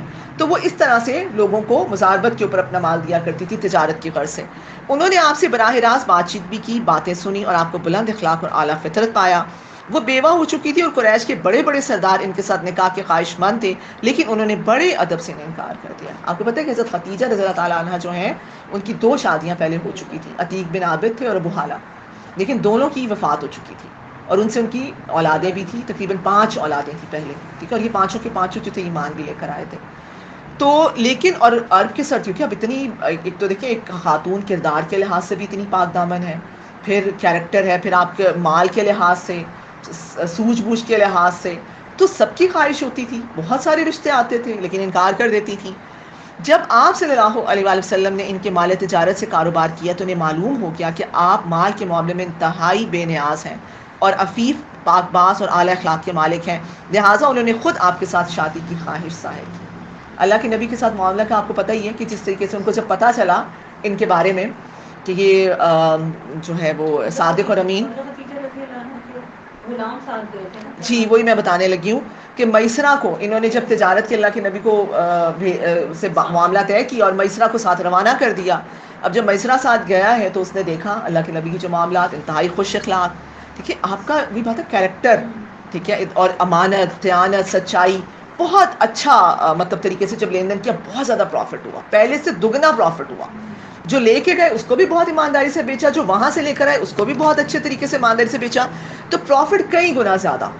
پھر میسرہ نے درمیان میں اللہ کے نبی کے مختلف واقعات بھی بیان کیے, ٹھیک ہے, کہ آپ کو پتہ ہی کہ جیسے ایک جو تھا نستور نامی ایک راہب تھا, اس سے بھی بات چیت ہوئی, اس نے بھی اللہ کے نبی کی نبوت جو ہے اس کو اس کا ذکر کیا. پھر اور بھی چند جس طرح کے معاملات ہوئے تو اس نے کہا بتائے سب ساری, تو ان کو لگا کہ جو وہ گوہر نایاب تھا جس کی ان کو تلاش تھی وہ یہی. تو حضرت خدیجہ رضی اللہ تعالیٰ عنہ نے کہا کہ یہی وہ شخص ہے. پھر انہوں نے ان کو شادی کا پیغام بھجوایا اپنے چچا کے ذریعے سے, اور پھر یہ ہوا ہے کہ چچا جو تھے, اللہ کے نبی نے اپنے چچاؤں کے ساتھ مشورہ کیا, اور مشورہ کرنے کے بعد انہوں نے جو ہے وہ شادی کا جو ہے ایکسیپٹ کر لیا. نکاح ان کے آتا ہے کہ حق مہر میں 20 اونٹ جو ہیں وہ رکھے گئے تھے. ان کے چچا جو ہیں عمر بن اسد, ٹھیک ہے, ان کے پاس گیا, پھر ان کا رشتہ جو ہے وہ مان لیا, اور پھر ان کا جو ہے وہ نکاح ہو گیا. اور نکاح کے وقت اللہ کے نبی کی عمر 25 سال اور حضرت خدیجہ رضی اللہ تعالیٰ عنہ کی عمر کیا ہے 40 سال ہے. 24 سال اللہ کے نبی نے حضرت خدیجہ رضی اللہ عنہ کے ساتھ گزارے. اور آپ دیکھیں یہ وہ دور تھا جب عربوں میں ان لمیٹڈ شادیوں کا رواج تھا, ٹھیک ہے, اور اللہ کے نبی خوبصورت ترین انسان, انتہائی پاک دامن انسان, بھرپور خصوصیات جو ان کے اندر پائی جاتی ہیں. پھر آپ دیکھیں تجارت کے حوالے سے بھی صادق اور امین ہیں. پھر بھی 24 سال جب تک حضرت خدیجہ رضی اللہ زندہ رہی ہیں انہوں نے کوئی نکاح نہیں کیا, اور آپ کی جو تمام اولادیں تھیں وہ حضرت خدیجہ رضی اللہ تعالیٰ عنہ سے ہوئی, سوائے ایک کے نا, ابراہیم کے. کون کون سی اولادیں تھیں, کوئی مجھے بتائے گا ان کی اولادوں کے نام, اللہ کے نبی کی جو اولادیں تھیں؟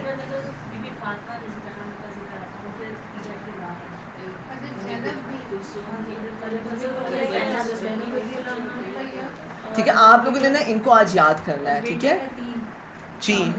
6 اولادیں ہوئی تھیں حضرت خدیجہ رضی اللہ تعالیٰ عنہا سے, اور اس کو ہم سیکوینس میں دیکھ لیتے ہیں, ٹھیک ہے.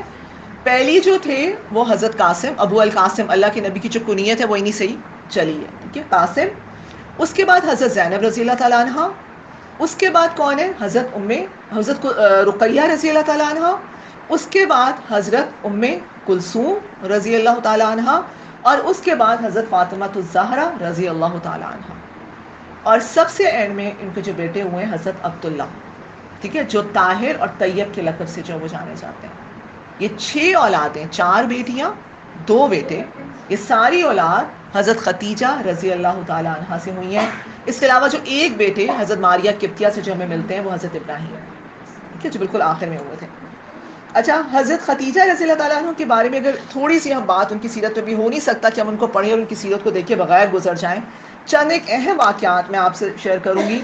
وہ یہ کہ حضرت عائشہ صدیقہ رضی اللہ تعالیٰ عنہ فرماتی ہیں کہ مجھے اللہ کی نبی کی جو ازواج تھیں ان میں سے کبھی کسی پر اتنا رشک نہیں آیا, ٹھیک ہے, جتنا حضرت خدیجہ رضی اللہ تعالیٰ عنہ سے تھا.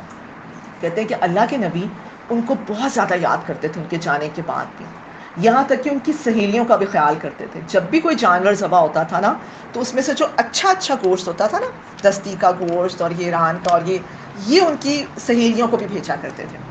تو ایک دفعہ حضرت عائشہ رضی اللہ عنہا نے اللہ کے نبی سے کہا، اللہ کے نبی آپ کو تو اللہ نے اتنی کواری اور اتنی ینگ اور اتنی خوبصورت جو ہے وہ ازواج عطا کر دی ہیں، آپ پھر بھی ان کو یاد کرتے رہتے ہیں. تو اس پر اللہ کے نبی صلی اللہ علیہ وسلم نے اتنا پیارا جواب دیا. انہوں نے کہا دیکھیں آپ نے فرمایا کہ عائشہ ان کی جگہ کوئی نہیں لے سکتا. حدیث کا مفہوم ہے جس وقت لوگوں نے میرے ساتھ کفر کیا وہ مجھ پر ایمان لائیں، جس وقت لوگوں نے مجھے جھٹلایا انہوں نے میری تصدیق کی، جس وقت لوگوں نے مجھے محروم کیا انہوں نے مجھے اپنے مال میں شریک کیا، اور اللہ نے مجھے ان سے اولاد دی اور دوسری بیویوں سے کوئی اولاد نہیں دی.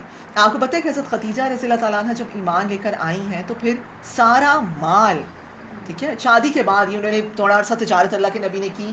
اس کے بعد آپ دیکھیے کہ انہوں نے اپنا سارا مال اللہ کے نبی کے سامنے ڈھیر لگا دیا. ایسا تھا کہ وہ اتنا بڑا ڈھیر تھا کہ اللہ کے نبی اس کے پیچھے چھپ گئے، اور پھر قریش کے سرداران کو بلایا اور کہا کہ یہ میرا مال ہے، میں نے اپنا مال محمد صلی اللہ علیہ وسلم کے سپرد کیا، جیسے چاہیں اس کو خرچ کریں.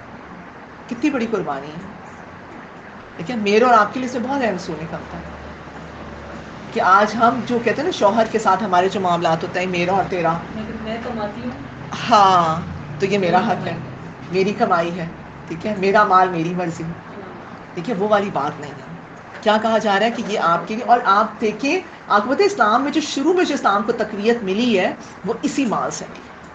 یعنی جو اسلام کی آپ کہہ لیں کہ وہ جو حضرت خدیجہ رضی اللہ عنہ نے یہ جو دین کا کام جو تھا نا اس کے لیے جو بیس پرووائڈ کی ہے عمارت کے لیے، وہ ان کا یہ مال تھا. پھر اللہ کے نبی اس کے بعد جو ہے پھر انہوں نے سارا ٹائم اپنا دین کے اوپر بھی فوکس کیا، اور کتنا اجر. آج یہ دین کہاں کہاں پھیلا اور کتنا کچھ، اور آپ دیکھیے کتنا زیادہ اجر انہوں نے کما لیا. اس مال میں اخلاص بہت تھا نا، ہاں. اس لیے اور میرے اور آپ کے لیے پھر کیا اصول نکلتا ہے اس میں؟ ہمارے پاس بھی جو کچھ اللہ تعالیٰ نے ہمیں عطا کیا ہے ہمارے طرف ٹھیک ہے، میرے اور آپ کے لیے بھی اصول نکلتا ہے. ایک تو یہ کہ اپنے ہسبینڈ شوہر کی جو ہے وہ ہیلپ کی جائے، ٹھیک ہے، اگر ان کو کہیں ضرورت ہے، ٹھیک ہے، اور واقعی آپ کو لگ رہا ہے کہ مشکل کا ٹائم ہے، ضرورت کا ٹائم ہے، تو اس وقت پھر سیلفش ایٹیٹیوڈ نہیں ہونا چاہیے. اس وقت ان کی مدد کی جائے جس طرح ممکن ہے. اور دوسری چیز یہ بھی کہ یہی بات ہے کہ ہمیں اپنا مال اللہ کی راہ میں لگائیں. عورتوں کو تو ویسے ہی حکم دیا ہے نا اللہ کے نبی نے کہ تم لوگ صدقہ زیادہ کرو. کیوں؟ کیونکہ اللہ کے نبی نے فرمایا کہ میں نے جہنم میں عورتوں کو زیادہ دیکھا ہے. کیوں؟ کیونکہ اپنے شوہر کی ناشکری کرتی ہیں اور لان تان کرتی ہیں. تو اللہ کے نبی نے فرمایا کہ عورتوں تم لوگ زیادہ صدقہ کرو. ہم کہتے ہیں ہم تو کماتے ہی نہیں ہیں، ہم تو کماتے ہی نہیں، ہم صدقہ کہاں سے کریں؟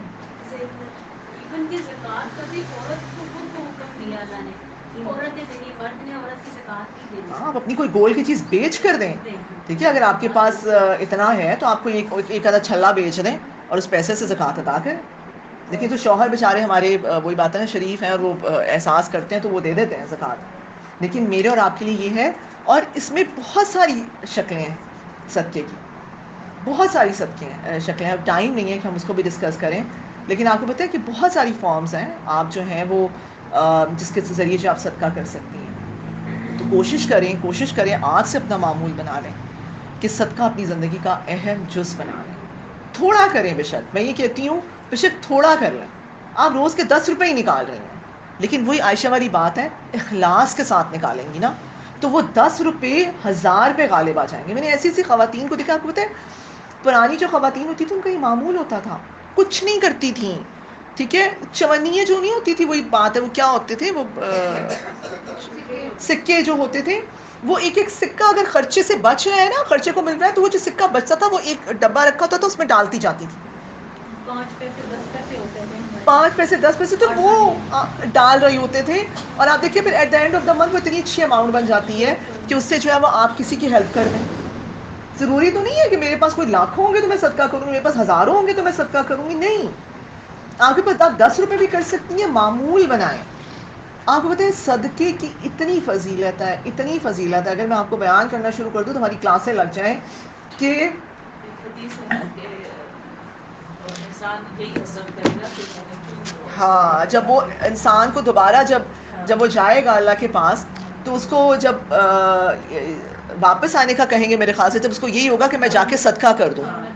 ہاں سوال پوچھا جا رہا ہے کہ اگر ہاں. آپ کو موقع ملے واپس جانے کے لیے تو آپ کیا کریں؟ ہم نے کہا صدقہ. ہر بیماری کا علاج صدقہ ہے، ہر مشکل کا علاج صدقہ ہے، یاد رکھیں.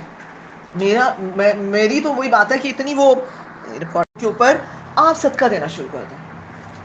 آپ روز کا اس نیت سے صدقہ نکالنا شروع کر دیں کہ اللہ یہ میرے بچے کی بیماری ٹھیک ہو جائے. اچھا آپ کو قرآن کلاس میں آتے ہوئے مشکل ہو رہی ہے، آپ روز کا صدقہ نکالنا شروع کر دیں کہ یا اللہ میرے لیے اس قرآن کلاس میں جانا آسان کر دیں. آپ کو میڈ کے حوالے سے پرابلم ہو رہی ہے، آپ صدقہ نکالنا شروع کر دیں یا اللہ میرے لیے اچھی میڈ کا بندوبست کر دیں. آپ کو شوہر کے حوالے سے مسئلہ ہو رہا ہے کہ مطلب ہر چیز کا علاج صدقہ ہے، اور اس کے بارے میں اتنی احادیث ملتی ہیں. اور پھر دین کے حوالے سے تو اس کی جو تاکید ہے انفاق فی سبیل اللہ، اللہ تعالیٰ کیا کہتے ہیں کہ تم جو ہے وہ جو اللہ تعالیٰ اس کی مثال بھی دیتے ہیں نا کہ ایک دانہ آپ جو ہے وہ ڈالتے ہیں اور پھر اس سے کیا ہوتا ہے 700 ہاں بالی نکل 700 دانے جو ہیں. اس طریقے سے اللہ تعالیٰ ملٹیپلائی کرتے ہیں. آپ کا اخلاص جتنے آپ خالص ہوں گے اتنا زیادہ آپ کا صدقہ جو اللہ تعالیٰ وہ کہتے ہیں نا، اللہ تعالیٰ کہتے ہیں جب تم ایک گٹھلی بھی جب دیتے ہو اللہ کی راہ میں تو وہ ایک کھجور جو ہے تو اللہ تعالیٰ اس کو بھی بڑھا چڑھا کر جو اللہ تعالیٰ روز قیامت جو ہے وہ پیش کرے گا. تو اس لیے صدقے کی عادت ڈالیں اور کوشش کیا کریں کہ اس میں پیچھے نہ ہٹیں. خاص طور پہ دین کے حوالے سے ضرور کوشش کیا کریں. دیکھیں اس وقت ہمارا جو دین ہے نا وہ بہت زیادہ مفلسی کی حالت میں، سوری ٹو سے. مجھے افسوس یہ ہوتا ہے کہ ہم 5-5 ہزار کے، ہم 10-10 ہزار کے جوڑے خرید لیتے ہیں. ہم قرآن کلاس میں آنے کے لیے 500 روپیہ نہیں نکالتے. سوری ٹو سے، یہ میں آپ لوگوں کو نہیں کہہ رہی ہے، اوور آل ایک بات ہو رہی ہے. ایسا ہے کہ نہیں آپ بتائیں؟ ہم اپنے بچوں کی فیسیں 25-25 ہزار بیکن ہاؤس میں دے دیتے ہیں، لیکن ہم اپنے بچے کی 2000 فیس قاری صاحب کے لیے نہیں نکالتے. ایسا ہی ہے کہ یہ تو بہت کم آپ جیسے لوگ ہوں گے جن کو شعور آ گیا ہے تو وہ اس چیز کو پرائیورٹی بھی دیتے ہیں اور جو اس چیز کی جو ہے وہ قدر بھی کرتے ہیں. اور جو اللہ کے ہم کہتے ہیں ہمیں باقی دنیا میں کوئی چیز آپ کو فری ملتی ہے؟ کچھ بھی فری نہیں ملتا، ایک سوئی بھی فری نہیں ملتی ہے. ہم کہتے ہیں ہمیں دین کا علم فری چاہیے. ٹھیک ہے، دین کا علم ہمیں فری چاہیے. ٹھیک ہے، قاری صاحب ہمیں فری چاہیے، ٹیچرز ہمیں فری چاہیے، بکس ہمیں فری چاہیے، ہمیں ہر چیز دین کی فری چاہیے. کیوں ہم نے دین کو اتنا ہلکا کیوں لے لیا ہے؟ ہم 10-10 ہزار کے جوڑے خرید لیتے ہیں، ہم کتابوں پہ پیسے کیوں نہیں لگاتے ہیں؟ اور یہ اپنے بچوں میں بھی عادت ڈیولپ کریں. ٹھیک ہے، اپنے بچوں کے لیے یہ عادت نکالیں. میں آپ کو صرف خیر اس کے بعد یہ ہوتا ہے کہ اللہ کے نبی، اچھا اس کے علاوہ حضرت خدیجہ کے بارے میں ایک اور حدیث ہمیں بہت پیاری ملتی ہے. وہ یہ ہے کہ ایک مرتبہ اچھا اللہ کے نبی جب جایا کرتے تھے غار حرا پہ تو آپ کو پتہ ہی ہے کہ وہ بہت مشکل، آپ میں سے کوئی کیا ہوا غار حرا میں؟ اچھا بہت مشکل راستہ ہے، بہت ہی مشکل. اب تو انہوں نے سٹیپس بنا دی ہیں، اس کے باوجود آپ کو پتہ ہے کہ اس وقت بھی 2 گھنٹے لگا کرتے تھے. اب تو سٹیپس ہونے کے باوجود وہ اتنا مشکل ہے تو پتھر بڑا مشکل ہے، تو اللہ کے نبی کو جاتے ہوئے بھی 2 گھنٹے لگتے تھے اور پھر پتھروں سے جانا کرنا اٹس ناٹ ایزی. حضرت خدیجہ رضی اللہ تعالیٰ عنہ کے بارے میں آتا ہے کہ اللہ کے نبی آپ کو بتائے کہ نبوت سے پہلے وہاں پر چلے جاتے تھے غار حرا میں، توشہ لے جاتے تھے اپنا اور کہیں کہیں دن وہاں پر رہتے تھے. اچھا جب وہ واپس نہیں آتے تھے تو حضرت خدیجہ رضی اللہ تعالیٰ عنہ کیا کرتی تھیں کہ وہ خود ان کا کھانا تیار کرتی تھی، ان کا پانی دیتی تھی اور وہ ان کو وہ پہاڑ پہ چڑھ کے اوپر جا کے لے کر آیا کرتی. اور ایک مرتبہ آتا ہے کہ حضرت خدیجہ رضی اللہ تعالیٰ عنہ جو ہے وہ جب اللہ کے نبی کے لیے جا رہی تھیں تو جبرائیل امین آئے اللہ کے نبی کے پاس اور کہا کہ اے اللہ کے نبی خدیجہ رضی اللہ تعالیٰ عنہ آپ کے پاس آ رہی ہیں، ان کے پاس جو ہے کچھ کھانا ہے آپ کے لیے لے کر آ رہی ہیں. اللہ نے ان کو سلام کہا، اللہ نے ان کو سلام بھیجا. آپ سوچیں یہ چھوٹی بات ہے؟ میرا بھی سلام دینا. ہاں جب میں کہا میرا بھی ان کو سلام کہے اور اللہ نے ان کو سلام کہا. اور آپ دیکھیے اور پھر کیا کہا کہ ان کو یہ خوشخبری دیں کہ اللہ نے جنت میں ان کے لیے ایک موتیوں کا گھر تیار کر رکھا ہے جس کے اندر نہ مشقت ہے، نہ شور و غل ہے، نہ کوئی تھکن ہے. کتنی بڑی بشارت ہے. اور حضرت خدیجہ رضی اللہ عنہ کو جواب سنیں، وہ آ کے کہتی ہیں کہ میں اور آپ کہتے ہیں، ہم کہتے ہیں اللہ نے آپ کو سلام کہا، ہم کہتے ہیں وعلیکم السلام. وہ کیا کہتی ہیں؟ ان اللہ هو السلام، بے شک اللہ وہی سلامتی ہے. کتنا پیارا جواب ہے. ٹھیک ہے. وہ جبرائیل السلام اور اس کے بعد آتا ہے کہ اے رسول اللہ آپ پر سلام. ٹھیک ہے. تو اس میں یہ پتہ چلتا ہے کہ حضرت خدیجہ رضی اللہ تعالیٰ عنہ کا لائف سٹائل میں نے آپ کو بتایا تھا امیر ترین خاتون ہے. 20 کنیزائیں آتا ہے کہ آگے پیچھے پھرتی تھی. اور آپ کیا ٹھاٹ ہوں گے آپ سوچیں. لیکن جب اسلام لے کر آئی ہیں تو پھر سوچیں کہ کیا کیا نہیں دیکھا, کیسا وقت گزارا ہے. اللہ کے نبی دیکھو بچے ہیں ان کو بھی لک آفٹر کر رہی ہیں. اللہ کے نبی غار حرا میں چلے جاتے ہیں. یہ نہیں کہا, اللہ کے نبی کے بارے میں آتا ہے کہ وہ کہتے ہیں کہ 24 سال حضرت خدیجہ میرے ساتھ رہی ہیں, ایک دفعہ اللہ کے نبی کو ان سے شکایت نہیں ہوئی, ناٹ اے سنگل ٹائم. جبکہ باقی ازواج کے بارے میں ہمیں آگے ہم پڑھیں گے, سیرت میں کچھ واقعات مل جاتے ہیں. ایک دفعہ ان کے ساتھ وہ کہتے ہیں کہ مجھے شکوہ نہیں ہوا. ایک دفعہ خدیجہ رضی اللہ تعالیٰ عنہ نے میرے ساتھ اونچی آواز میں بات نہیں کی. اور پھر وہی بات ہے کہ سارا مال اور ہر طریقے سے جو ان کو سپورٹ کیا.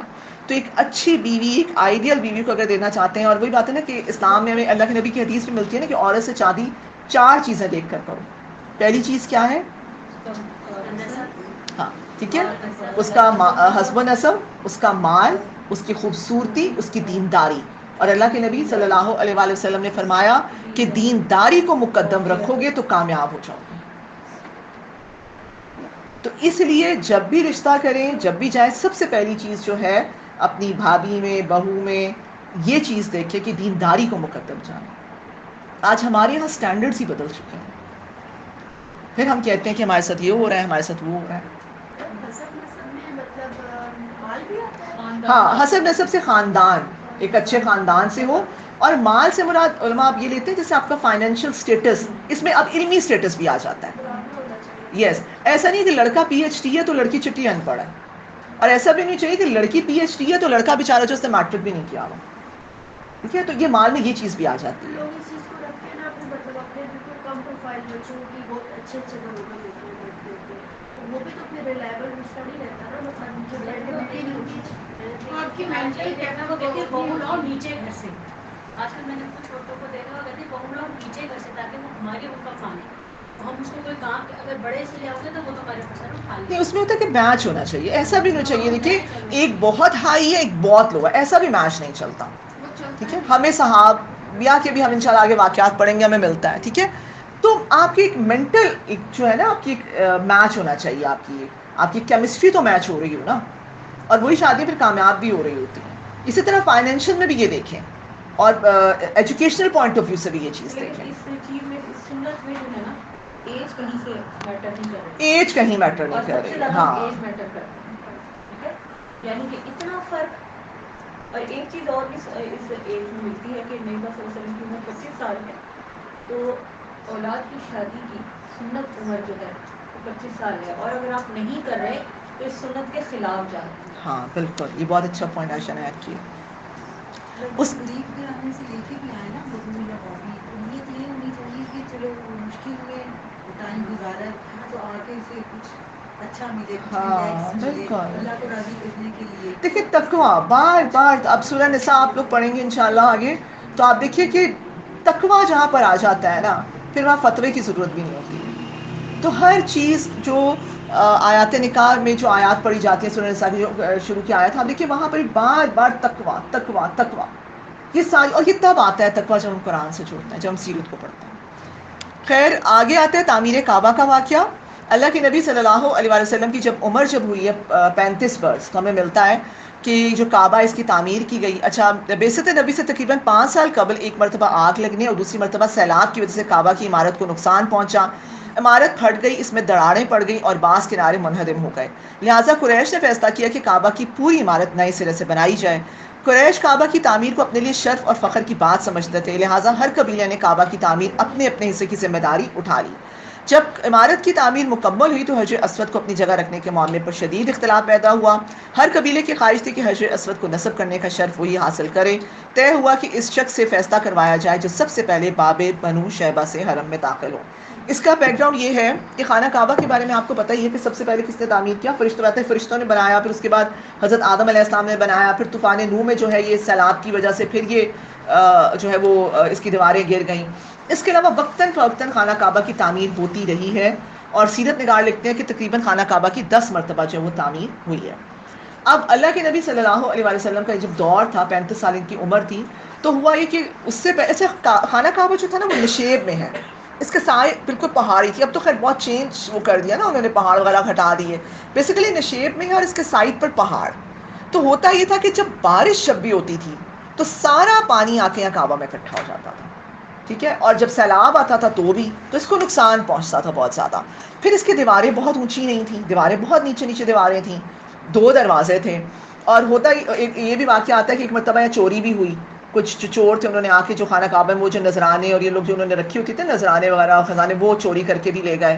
پھر سیلاب کی وجہ سے اس کی دیواریں بہت زیادہ خراب ہو گئی، کسی بھی وقت وہ گر سکتا تھا.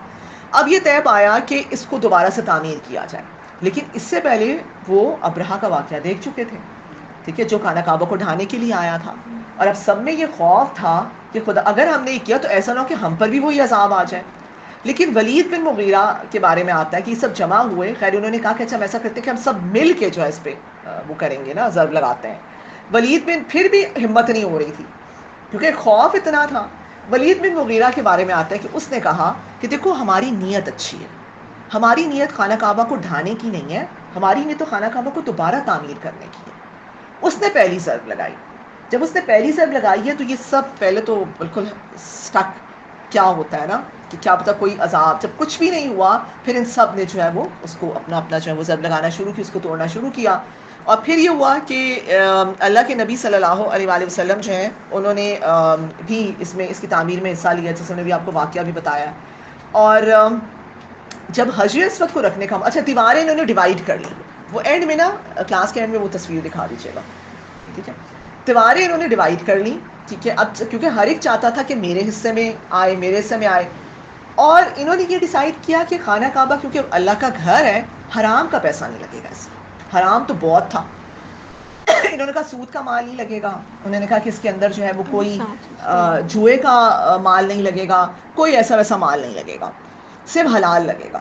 اچھا اب حلال ہو گیا کم، کیونکہ جب یہ پہنچے خانہ کعبہ آپ کو پتہ ہے اس طرح تھا، ریکٹینگل تھا، ریکٹینگل شیپ میں تھا شروع میں. یہ پھر یہ ہوا کہ جب یہ یہاں تک پہنچے اب آپ کو یہ اسکوائر نظر آتا ہے. یہ دیکھیں یہ دیواریں انہوں نے ڈیوائیڈ کر لی. پیچھے چلا گیا، بنو عبد الدار نے لے لی، بنو ہاشم انہوں نے آپس میں دیواریں تو ڈیوائیڈ کر لی. اب یہ ریکٹینگل شیپ میں تھا، لیکن جب یہ ابھی اسکوائر پہ پہنچے جو حتیم کا ایریا رہ گیا، جب حتیم کا ایریا رہ گیا اب ان کے پاس حلال ختم ہو گیا. تو انہوں نے کہا کہ حرام تو لگانا نہیں ہے. تو پھر خانہ کعبہ کی یہ شکل ہوگی جو ہمیں اب نظر آتی ہے. یہ جو حتیم کا ایریا ہے نا، بیسیکلی یہ خانہ کعبہ کے اندر تھا. اسی لیے آپ کو پتا کہ یہاں پر پھر 2 نفر رکھے. تو اللہ کے کام میں ہر کام میں حکمت ہوتی ہے. اللہ کو پتا تھا کہ بعد میں ہم اندر نہیں جا سکیں گے، تو میری امت جو ہے وہ یہیں پر چلو 2 نفل ادا کر دیا کریں. اور پھر یہ دیکھیے کہ اس کی دیواریں بہت چھوٹی تھیں، اب تو 15 میٹر کے قریب دیواریں بلند کر دی گئیں. اور پھر تیسرا کام یہ ہوا کہ اس کے 2 دروازے ہوا کرتے تھے. پھر انہوں نے ایک دروازہ کیا اور دروازے کو بھی اونچا کیا. دروازہ بہت نیچے ہوا کرتا تھا، آپ یہاں دیکھیں دروازہ بالکل نیچے ہے، ٹھیک ہے. لیکن اب کیا ہے کہ اب آپ دیکھیں دروازہ اونچا ہے تاکہ ہر کوئی اس کے اندر نہ جا سکے. اور وہی بات ہے خاص لوگ ہی جاتے ہیں اس کے اندر، اب تو ہر ایک کی ایکسیس بھی نہ ہو. تو یہ کچھ چینجز جو ہیں یہ خانہ کعبہ کے اندر جو ہوئیں. اور اس کے بعد پھر یہ ہوتا رہا. بعد میں عبداللہ بن زبیر جب آئے انہوں نے واپس وہ اس کو ریکٹینگولر شیپ میں لے کر آئے. اچھا پھر آتا ہے کہ بنو امیہ جب آئے تو وہ واپس ان کو اسکوائر شیپ میں لے آئے. اچھا جب بنو عباس آئے تو انہوں نے سوچا کہ ہم پھر تو اس پر جو علماء انہوں نے ہاتھ باندھے، انہوں نے کہا کہ یہ اس کی تکریم ختم ہو جائے گی، اب جو ہے اس کو اسی پر ہی رہنے. تو پھر دور عثمانی میں بھی یہ بنا ہے. تو یہ خانہ کعبہ کا جو ہے وہ اگلی اب سلائڈ کر دیں. سب سے پہلے آپ نے بتایا کہ حضرت آدم علیہ السلام نے خانہ کعبہ کی تعمیر کی، تو مطلب یہ کہ سب سے پہلے قبلہ جو مسلمانوں کا ہے وہ خانہ کعبہ ہی تھا. بالکل. پھر ہم مسجد اقصیٰ کو قبلہ اول کیوں کہتے ہیں؟ مسجد اقصیٰ کو قبلہ اول کہتے ہیں. عائشہ اس کو آپ ایکسپلین کریں. خانہ کعبہ سجدے کی جگہ نہیں تھی کیونکہ اندر سے بتوں سے بھرا ہوا تھا، ٹھیک ہے. تعمیر اس کی فرشتوں نے کی تھی پھر حضرت آدم علیہ السلام اگلی ہو جائے گی. حضرت آدم علیہ السلام وہاں پر نہیں اترے تھے، خانہ کعبہ مکہ میں نہیں اترے، تو اسی لیے وہاں پہ انہوں نے ہاں اب حجر اسود والا واقعہ رہ پھر گیا. ہم یہ دیکھتے ہیں کہ فلسطین چونکہ انبیاء کی سرزمین ہے، اس وجہ سے پھر قبلہ اول بنا، ٹھیک ہے. قبلہ اول جو ہے اس لیے اس کے مطلب اس سے تعمیر اس کی پہلے ہوئی تھی، قبلہ اول ہم اسی کو کہتے ہیں. یہ قبلہ بنا ہے نا, قبلہ یہ دو ہی ہوا نا, قبلہ یعنی کہ جس طرف آپ نے سجدہ سجدے کرنا ہے. کی ڈائریکشن یہ نہیں, Direction سجدے کی سجدے ڈائریکشن کی. مسجد اچھا یہ نہیں, اور اسی وجہ سے یہ نہیں بنا کہ کیونکہ اس وقت یہ بتوں سے بھرا ہوا تھا, کہ ہر زمانے میں بتوں سے بھرا ہی رہا. شرک سے پاک جو کیا ہے وہ اللہ کے نبی صلی اللہ علیہ وسلم نے آ کر کیا ہے, اس سے پہلے کبھی پاک نہیں ہے. حضرت ابراہیم علیہ السلام, حضرت اسماعیل علیہ السلام نے بھی جب تعمیر کیا تھا تو وہاں پر موجود جو قبیلے تھے, جو سردار تھے, انہوں نے بھی اپنے اس جگہ کو محترم قرار دے دیا, لیکن وہاں پر یہ بت رکھنے کا سلسلہ تھا. بیسیکلی دیکھیں یہ جو معراج کا واقعہ کی جو ہمیں نظر آتا ہے نا, ڈوم آف دا راک جسے ہم کہتے ہیں, ٹھیک ہے, اس میں بیسیکلی آپ دیکھیں وہاں نیچے چٹان ہے نا, اور وہ جو چٹان ہے اس کے اوپر یہود نے کیا کیا تھا, جہاں سے اللہ کے نبی اوپر گئے تھے معراج کے سفر پر, یہود نے کیا کیا تھا کہ اس چٹان کے اوپر نا اپنا تابوت سکینہ لا کے رکھ دیا تھا, صحیح, اور اس کی طرف منہ کر کے یہ لوگ نماز پڑھتے تھے, اس کو اپنا انہوں نے قبلہ بنا لیا تھا, سمجھ آئی. اور اسی سے پھر یہ میرے خیال سے یہ چلتا آ رہا تھا کہ وہ مطلب قبلہ, یہ فرسٹ ٹائم جو مسجد اقصیٰ میں یہ جو شروع ہوا ہے نا, یہ یہود نے اس وقت شروع کیا تھا کہ وہ وہاں پر انہوں نے اپنا رکھ کے اور یہ وہاں سے شروع کر رہے تھے. پھر یہ وہی چلتا رہا اور وہیں پر اس کو انہوں نے اپنی جو وہ بنا لیا قبلہ بھی. اللہ کے نبی آپ کو پتہ ہے نا کہ جب مدینہ منورہ آئے ہیں تو شروع میں مسجد اس کی طرف ہی, مسجد اقصیٰ کی طرف ہی منہ کر کے نماز پڑھتے رہے 13 مہینے میرے خیال سے نا, 16 مہینے. تو اس کے بعد حکم آیا کہ یہ اس کو ہم انشاءاللہ جب ہم ادھر جائیں گے نا اس ٹاپک پہ, پھر ہم اس کو ڈیٹیل میں دیکھیں گے, صحیح, انشاءاللہ پھر آپ کے ڈاؤٹس پہ وہ ساری چیزیں آپ کے آنسر ہو جائیں گی. اچھا جی, اس کے بعد حجر اسود کا جب معاملہ آتا ہے تو کیا ہوتا ہے کہ اب حجر اسود کو, اب تیواریں تو آپس میں انہوں نے ڈیوائڈ کر لی تھیں, لیکن ہوا یہ کہ اب حجر اسود کو اب جب لگانے کا موقع ہے تو ہر کوئی کہے کہ میں لگاؤں گا. پھر آپ سب نے واقعہ سنا وہی ہے کہ انہوں نے ڈیسائیڈ کیا کہ جو سب سے پہلے حرم میں داخل ہوگا وہ کرے گا. پھر اللہ کے نبی جب داخل ہوا ہے, پھر اللہ کے نبی نے اپنی چادر میں اس کو رکھا, اتنی معاملہ فہمی, سب کو چادر جو ہے وہ سب نے اس کو پکڑا, سرداروں کو پکڑائی, اور اس کے بعد جب وہ گئے اور اللہ کے نبی نے اپنے ہاتھ سے حجر اسود کو جو ہے وہاں پر نصب کر دیا. پھر اس کے بعد ہم آتے ہیں کہ پھر یہ سارا واقعہ کہ اللہ کا کرنا یہ ہوا کہ اللہ کے نبی سب سے پہلے باب بنو شیبہ سے حرم میں داخل ہوئے, سب پکار اٹھے, یہ ہے امین, یہ ہے محمد, ہم ان کے فیصلے پر راضی ہیں. اب یہ وہ ابھی نبوت کا اعلان نہیں کیا, اس سے پہلے کے یہ حالات ہم پڑھ رہے ہیں. آپ نے حجر اسود کو اٹھا کر اپنی چادر پر رکھ دیا, ہر قبیلے کو چادر کا کوئی نہ کوئی کنارہ پکڑنے کا کہا, اور مقررہ مقام کے قریب پہنچ کر اپنے مبارک ہاتھوں سے حجر اسود کو اپنی جگہ پر رکھ دیا. یوں آپ کی تدبیر سے سب لوگ راضی اور خوش ہو گئے. اس وقت آپ کی عمر 35 سال تھی. پھر آ جاتا ہے نبوت کی علامات. اب آ جاتا ہے کہ نبوت کی جو علامات, ابھی نبوت سے بھی سرفراز نہیں ہوئے ہیں. اگر ہم اس کو آج یہ سلائڈس مکمل کرنی ہے, اگر بریک 11:15 کر لیتے ہیں, 11:15 سے 11:30, ٹھیک ہے, یہ مکمل ہو جائے گی. اچھا, نبوت سے پہلے یہ ہوا تھا کہ اللہ کے نبی صلی اللہ علیہ وآلہ وسلم کے بارے میں آتا ہے کہ جو نبوت کی علامات میں سے پہلی علامت ہے وہ کیا ہے, آپ کو سچے خواب آنا شروع کر دیں. ہم پڑھتے ہیں یہاں پہ کہ بیسس سے کب آپ صلی اللہ علیہ وآلہ وسلم نے کچھ ایسی عبادات شروع کر دیں جن سے اللہ تعالیٰ کا قرب حاصل ہوتا ہے. حضرت عائشہ رضی اللہ تعالیٰ عنہ کے مطابق آپ پر وحی کی ابتدا سچے خوابوں کی شکل میں ہوئی. آپ جو کچھ خواب میں دیکھتے تھے وہ سپیدہ صبح کی طرح نمودار ہو جاتا تھا. ٹھیک ہے, سچے خواب آنا شروع ہو گئے تھے. یہ 6 ماہ پہلے جو ہے نا یہ سلسلہ جو ہے وہ شروع ہو گیا. 3 سال سے غار حرا میں جا رہے تھے, اور آگے ہم دیکھتے ہیں کہ آپ مکہ کی گھاٹیوں اور وادیوں میں نکل جاتے اور گھنٹوں اللہ تعالیٰ کی مخلوق کے بارے میں غور و فکر کرتے رہتے, اللہ کا ذکر کرتے اور دین ابراہیمی کے مطابق عبادت کرتے. اس وقت صرف کہا جاتا ہے کہ 2 رکعت صبح اور 2 شام, ٹھیک ہے, یہ فرض تھی نمازیں, اور اس کے علاوہ رات میں جو بھی قیام ہو رہا ہے, اور یہ جو ہے وہ ابھی 5 نمازیں تو آپ کو ہوتا ہے معراج کے موقع پر ملی تھی. تو یہ طریقہ تھا, اللہ کے نبی غور و فکر کرتے تھے کیونکہ جاہلیت سے, بتوں سے, ان گندگیوں سے بیزار تھے, توحید پہ شروع سے کاربند تھے, لیکن اب ان کو ایک راستہ, ٹھیک ہے, اس کی تلاش میں تھے. چونکہ آپ قریش کے مشرکانہ کاموں کو پسند نہیں کرتے تھے, لہٰذا آپ میں علیحدہ رہنے کا شوق پیدا ہو گیا. خلوت, دوسری چیز کیا ہے, خلوت. پہلی چیز سچے خواب, دوسری چیز خلوت عزیز ہو گئی, تنہائی. آپ نے اللہ تعالیٰ کی عبادت اور غور و فکر کی غرض سے غار حرا کو منتخب کر دیا. یہ خلوت ہی تھی نا کہ پھر غار حرا میں جا کر جو ہے وہ کہیں روز جو ہے وہ وہاں پر اللہ تعالیٰ کے ذکر میں مشغول رہتے تھے. آپ وہاں روزہ رکھتے اور کئی دن اور رات وہاں بیٹھے رہتے. آپ گھر واپس آتے اور کھانے پینے کا مزید سامان لے کر واپس چلے جاتے. جب آپ اپنا اعتکاف پورا کرتے تو مکہ واپس آتے اور بتوں سے دور رہ کر کعبہ کا طواف کرتے. ٹھیک ہے, کعبہ کا طواف کرتے لیکن بتوں سے دور رہ کر. آپ شروع سے سخی اور فیاض تو تھے ہی, لیکن 40 سال کی عمر تک پہنچ کر آپ کی سخاوت، عطیات اور محتاج لوگوں کو مدد کرنے میں بہت اضافہ ہو گیا. 40 سال انبیاء کی بعثت کی جو عمر کہا جاتا ہے جس کو، تو اس ایج میں آ کر اللہ کے نبی جو ہیں وہ پیک پر پہنچ گئی ان کی یہ ساری جو صدقات اور یہ سخاوت اور فیاضی تھی. بعثت سے قبل بھی رمضان کا مہینہ آپ کو تنہائی اور روزوں کے حوالے سے بہت پسند تھا. ان سارے کاموں میں حضرت خدیجہ رضی اللہ تعالیٰ عنہ نہ صرف آپ سے ہمدردی کرتی تھی بلکہ آپ کی حوصلہ افزائی بھی کرتی تھی. یہ نہیں کہتی تھی کہ تم تو جا کے نعوذ باللہ وہاں 15 دن چلے جاتے ہو، پیچھے گھر ہے، بچے ہیں، گھر کی ذمہ داریاں ہیں، ٹھیک ہے، میں ان کو کیوں دیکھوں. تو آج میرا اور آپ کا ان آیات کی روشنی میں یہ اصول کیا ہے؟ اپنے شوہروں کو سپیئر کریں دین کے لیے، اپنے شوہروں کو موٹیویٹ کریں. ہم نے شوہر بیچارہ کرنا بھی چاہتا ہے، یقین مانیں، لیکن وہی بات ہے نا کہ اس کو ہم نے ایک ایسی مشین بنا دی ہے. وہی بات ہے، ہمارے مطالبات، ہماری خواہشات. اتنی لیوش زندگی گزاری ہے، اتنی امیر ترین خاتون ہے، پھر بھی یہ نہیں کہا کہ مجھے یہ بھی چاہیے، یہ بھی چاہیے، یہ بھی چاہیے. کتنی محدود ان کی جو ہے وہ آپ دیکھیں کہ زندگی کتنے لمیٹڈ ریسورسز میں گزار رہی ہیں. تو میرے اور آپ کے لیے بھی اصول ہے کہ دیکھیں اپنے ہسبینڈس کو، اپنے شوہروں کو موٹیویٹ کریں، ان کو انکریج کریں اور ان کو سپیئر کریں دین کے لیے، تاکہ وہ بھی کچھ کر سکے. بیسیکلی وہی بات ہے، دین کا یہ اصل کام تو ان کا ہے، لیکن وہ بیچارہ کیا کرے؟ وہ بیچارے صبح جاتے ہیں، شام 5 بجے آتے ہیں، 5 بجے آتے ہیں، 1 گھنٹہ بھی شاید نہیں ملتا. رات میں آج کل پھر وہ نائٹ جاب شروع ہو گئی ہیں، پھر وہ آن لائن کام کے چکر میں. اس بیچارے کی تو 5 وقت کی نمازیں بھی پوری نہیں ہو رہی ہیں. کیوں؟ کیونکہ ہماری ضرورتیں، خواہشات ایک کے بعد ایک. اپنی خواہشات کو لمیٹڈ کریں، سادہ زندگی اپنائیں اور اپنے شوہروں کو جو ہے وہ اس چیز میں موٹیویٹ کریں. اور دیکھیں آگے اللہ کے نبی کی، ہم آگے پڑھتے ہیں کہ وحی کا شرعی مفہوم، پھر پہلی وحی آ جاتی ہے.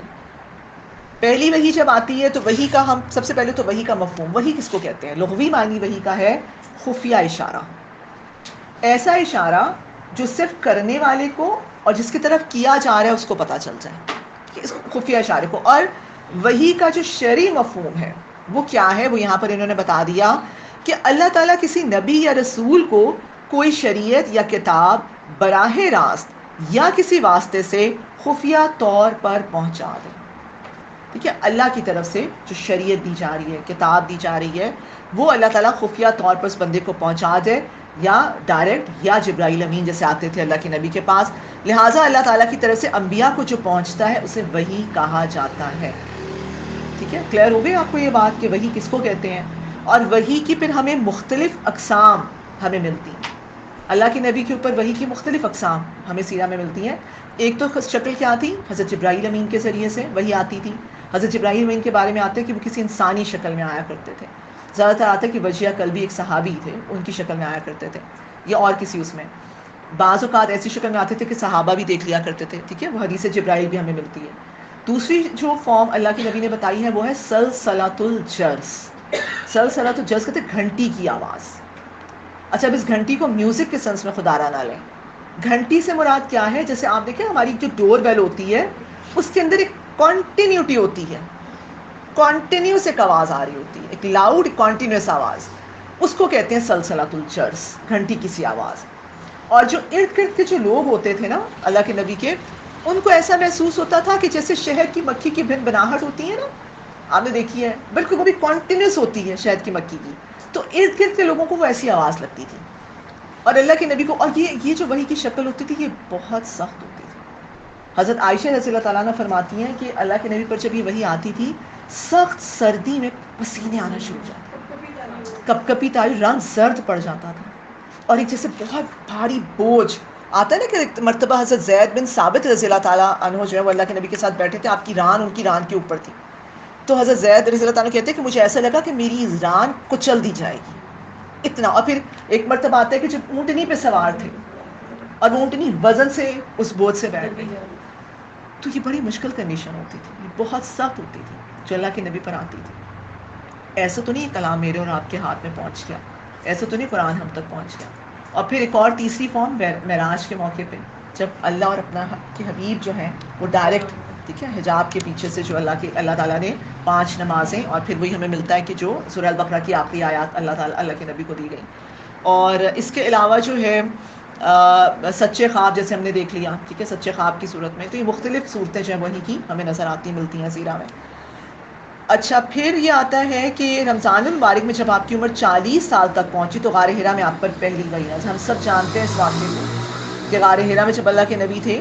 تھوڑا سا رمضان کے حوالے سے آیات کو دیکھ لیتے ہیں. اعوذ باللہ من الشیطان الرجیم, بسم اللہ الرحمن الرحیم. شہر رمضان الذی انزل فیہ القرآن ہدی للناس وبینات من الہدی والفرقان. رمضان وہ مہینہ ہے جس میں قرآن نازل کیا گیا جو انسانوں کے لیے سراسر ہدایت ہے اور ایسی واضح تعلیمات پر مشتمل ہے جو راہ راست دکھانے والی اور حق اور باطل کا فرق کھول کر رکھ دینے والی ہے. انا انزلناہ فی لیلۃ القدر, ہم نے اس قرآن کو شب قدر میں نازل کیا.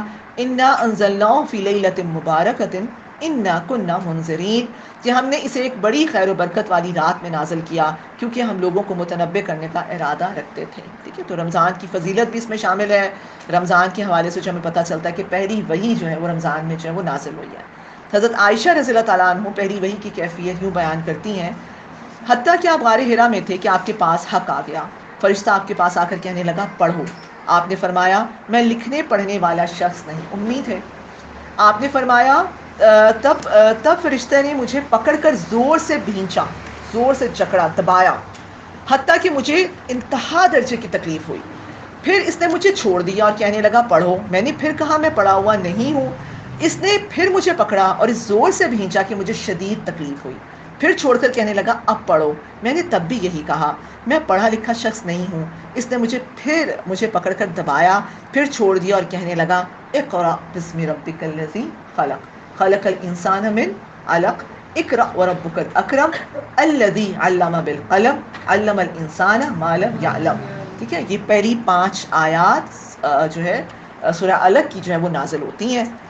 آپ صلی اللہ علیہ وآلہ وسلم نے آیات لے کر آپ واپس چلے. آپ کا دل زور زور سے دھڑک رہا تھا.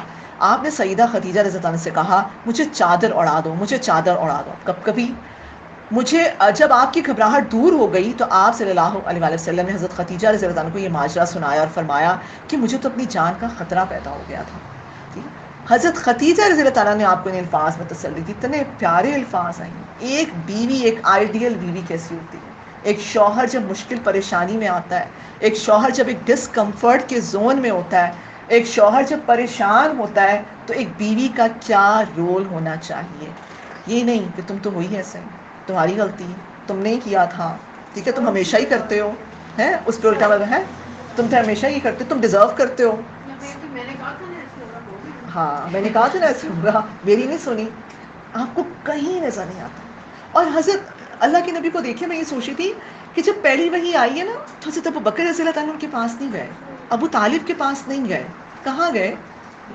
یہ زوجہ. انہیں پتا تھا کہ میرا کمفرٹ زون وہ ہے. اللہ قرآن میں کہتے ہیں نا کہ شوہر اور بیوی ایک دوسرے کا لباس ہے.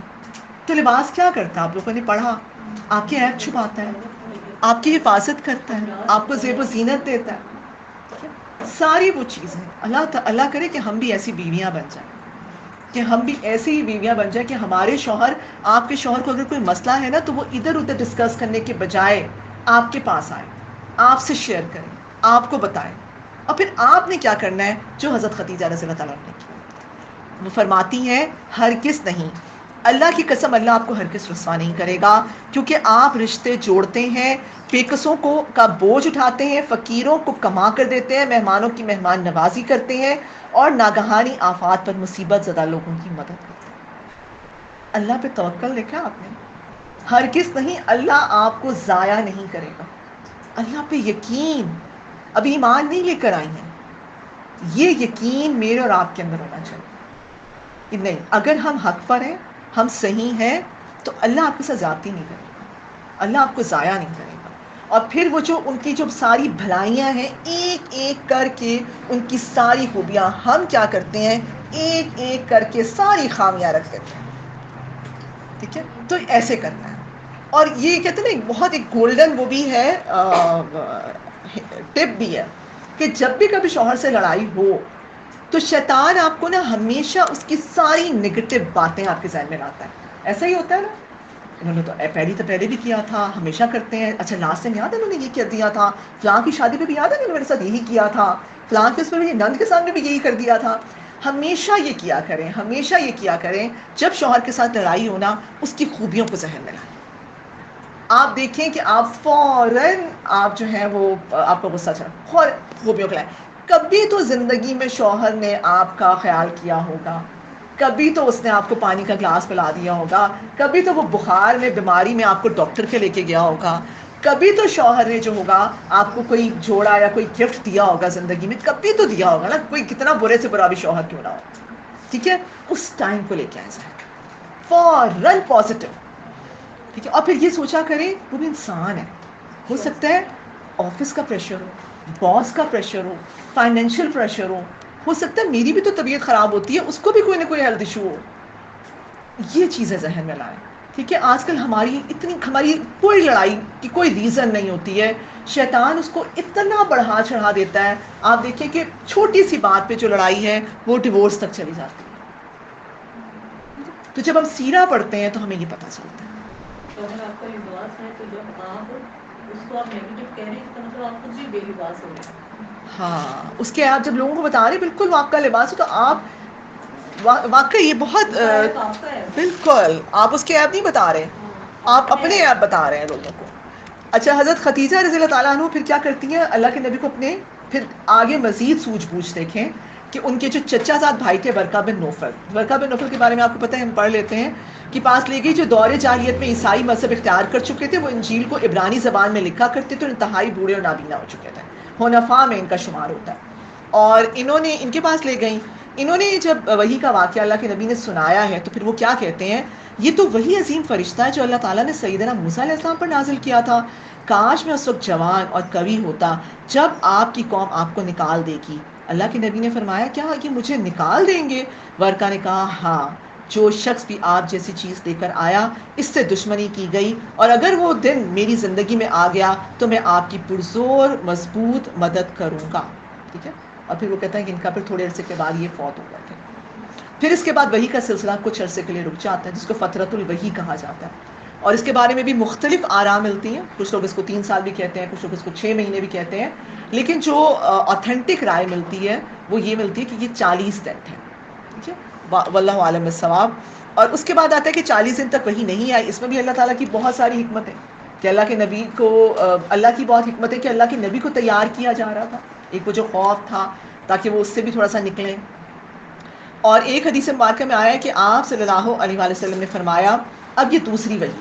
ٹھیک ہے، پہلی وحی میں سورہ علق کی 5 آیات نازل ہوئیں، 40 دن کے لیے پھر وحی کا سلسلہ رک جاتا ہے. اس کے بعد دوسری وحی نازل ہوتی ہے جو آپ سب کو پتہ ہی ہے کہ سورہ المدثر. اس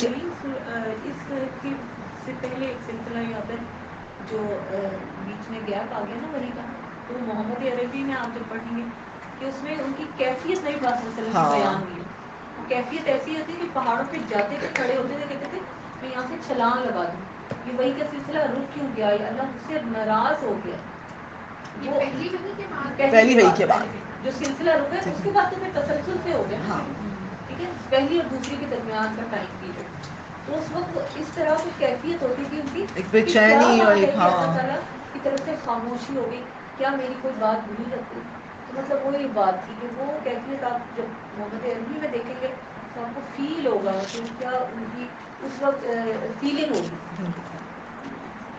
ٹھیک ہے، پہلی وحی کے بعد 40 دن تک. ہاں، یہ کیفیت یہ وہ والا ٹائم نہیں تھا جب ایک دوبارہ جب سوال جواب جب ہوئے تھے اس میں انشاءاللہ نبی پاک کہنا بھول گئے تھے، اس ٹائم بھی تھوڑا یہ والا یہ پہلی کے بعد یہ ابھی پہلی کے بعد کا ہے. ہاں، یہ ابھی پہلی کے بعد کا. ٹھیک ہے، پہلی وحی کے بعد یہ ہوا تھا کہ تھوڑے ٹائم کے لیے وحی رک گئی تھی. اس کے بعد اب یہ دوسری وحی میں آپ کو بتا رہی ہوں. دوسری وحی میں کیا ہوتا ہے، اب یہ وہ والا سین ہے کہ اب یہاں پر حضرت جبرائیل امین جو ہیں وہ آتے ہیں. اب اللہ کے نبی کی وہی والی حالت ہے نا کہ وہ بہت بے چین بھی ہیں کہ بھائی آ نہیں رہی، انتظار ہے، منتظر ہیں.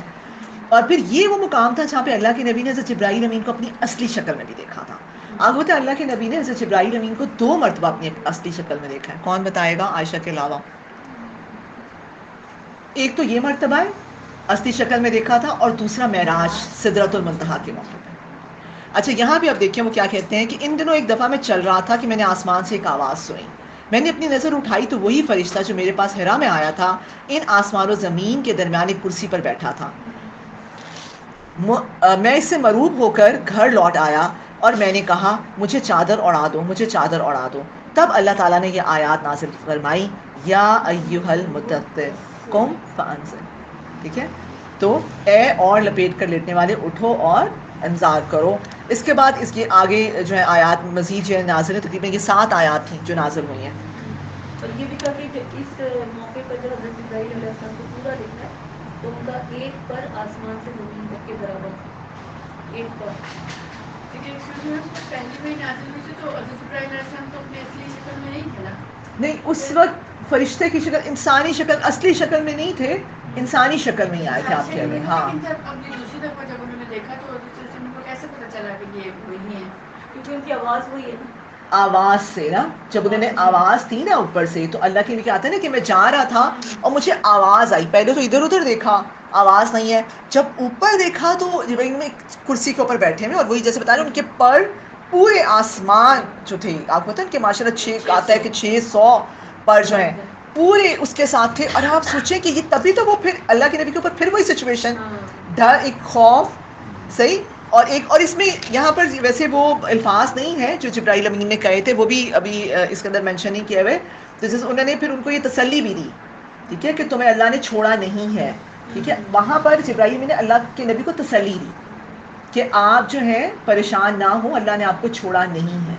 اور پھر اللہ کے نبی جو ہیں وہ جب دیکھتے ہیں اور ایک اس طرح کی بات ہے، اور فرشتے کو اپنی اصلی حالت میں پھر گھر آتے ہیں اور پھر کیا کہتے ہیں کہ مجھے اڑا دو، زمین مجھے اڑا دو. اور اس وقت پھر اللہ کے نبی پر جو سورہ مدثر کی آیات جو ہے. کلیئر ہو گیا؟ کوئی اور چیز کوشچن ہے اگر کوئی تو یہیں پوچھ لیں. کلیئر ہے؟ تو یہاں پر پھر یہ ہے کہ وہ آتے، اس کے بعد پھر وہی جو ہے مسلسل نازل ہوتی ہے.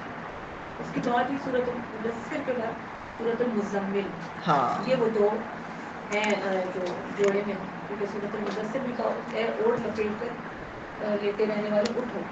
اور سورۃ المزمل میں کہ وہ جو تہجد کی عبادت تھی اس کا وہ ایک مزید ٹریننگ کے لیے ایک بڑے منصب پر فائز کر رہے اللہ.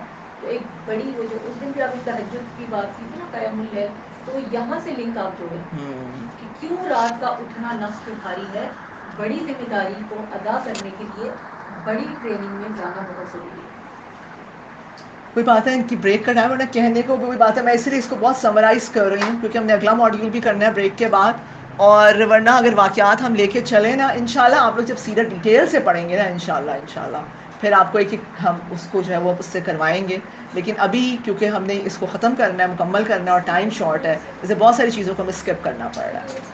اچھا، پھر آتا ہے کہ سورہ مدثر کی، اور جیسے عائشہ نے بتایا کہ انشاءاللہ جب ہم پڑھیں گے پھر ہم سورہ مزمل کو بھی دیکھیں گے اور ایک لنک بھی بنائیں گے. سورہ مدثر کی ابتدائی آیات نازل ہونے کے بعد آپ کو واضح طور پر پتہ چل گیا کہ آپ کو اللہ کی طرف سے دعوت دینے اور لوگوں کو ڈرانے کا حکم جو ہے وہ دے دیا گیا. قوم فانذر آ گیا.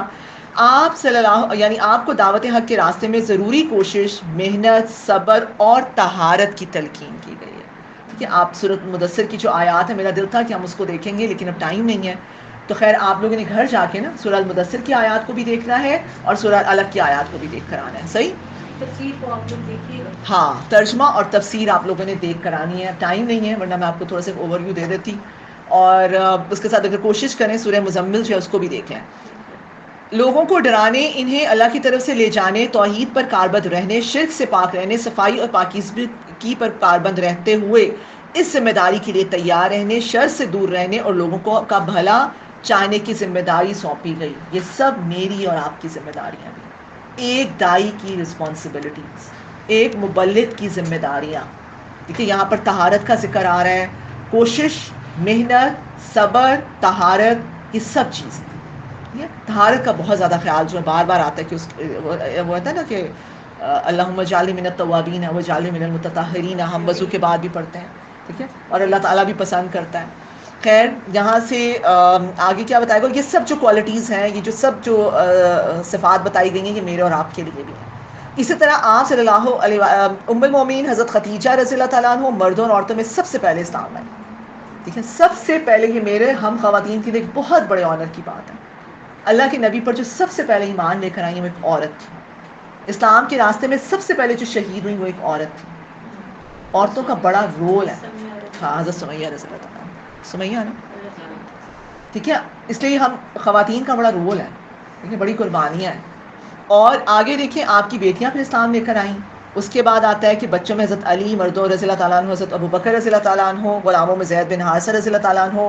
اس کے علاوہ تقریباً یہ آپ دیکھ لیں کہ بہت سارے جو صحابہ جو اشرا مبشرہ میں ہمیں ملتے ہیں حضرت ابو بکر رضی اللہ تعالیٰ عنہ کی دعوت سے, تقریباً حضرت عثمان بن عفان رضی اللہ تعالیٰ عنہ, حضرت عبد الرحمن بن عوف رضی اللہ تعالیٰ عنہ, حضرت طلحہ, حضرت زبیر, یعنی یہ جو اتنے سارے جلیل القدر صحابہ ہیں, حضرت سعد بن ابی وقاص, یہ سب حضرت ابو بکر رضی اللہ تعالیٰ عنہ کی دعوت سے اسلام لے کر آئے.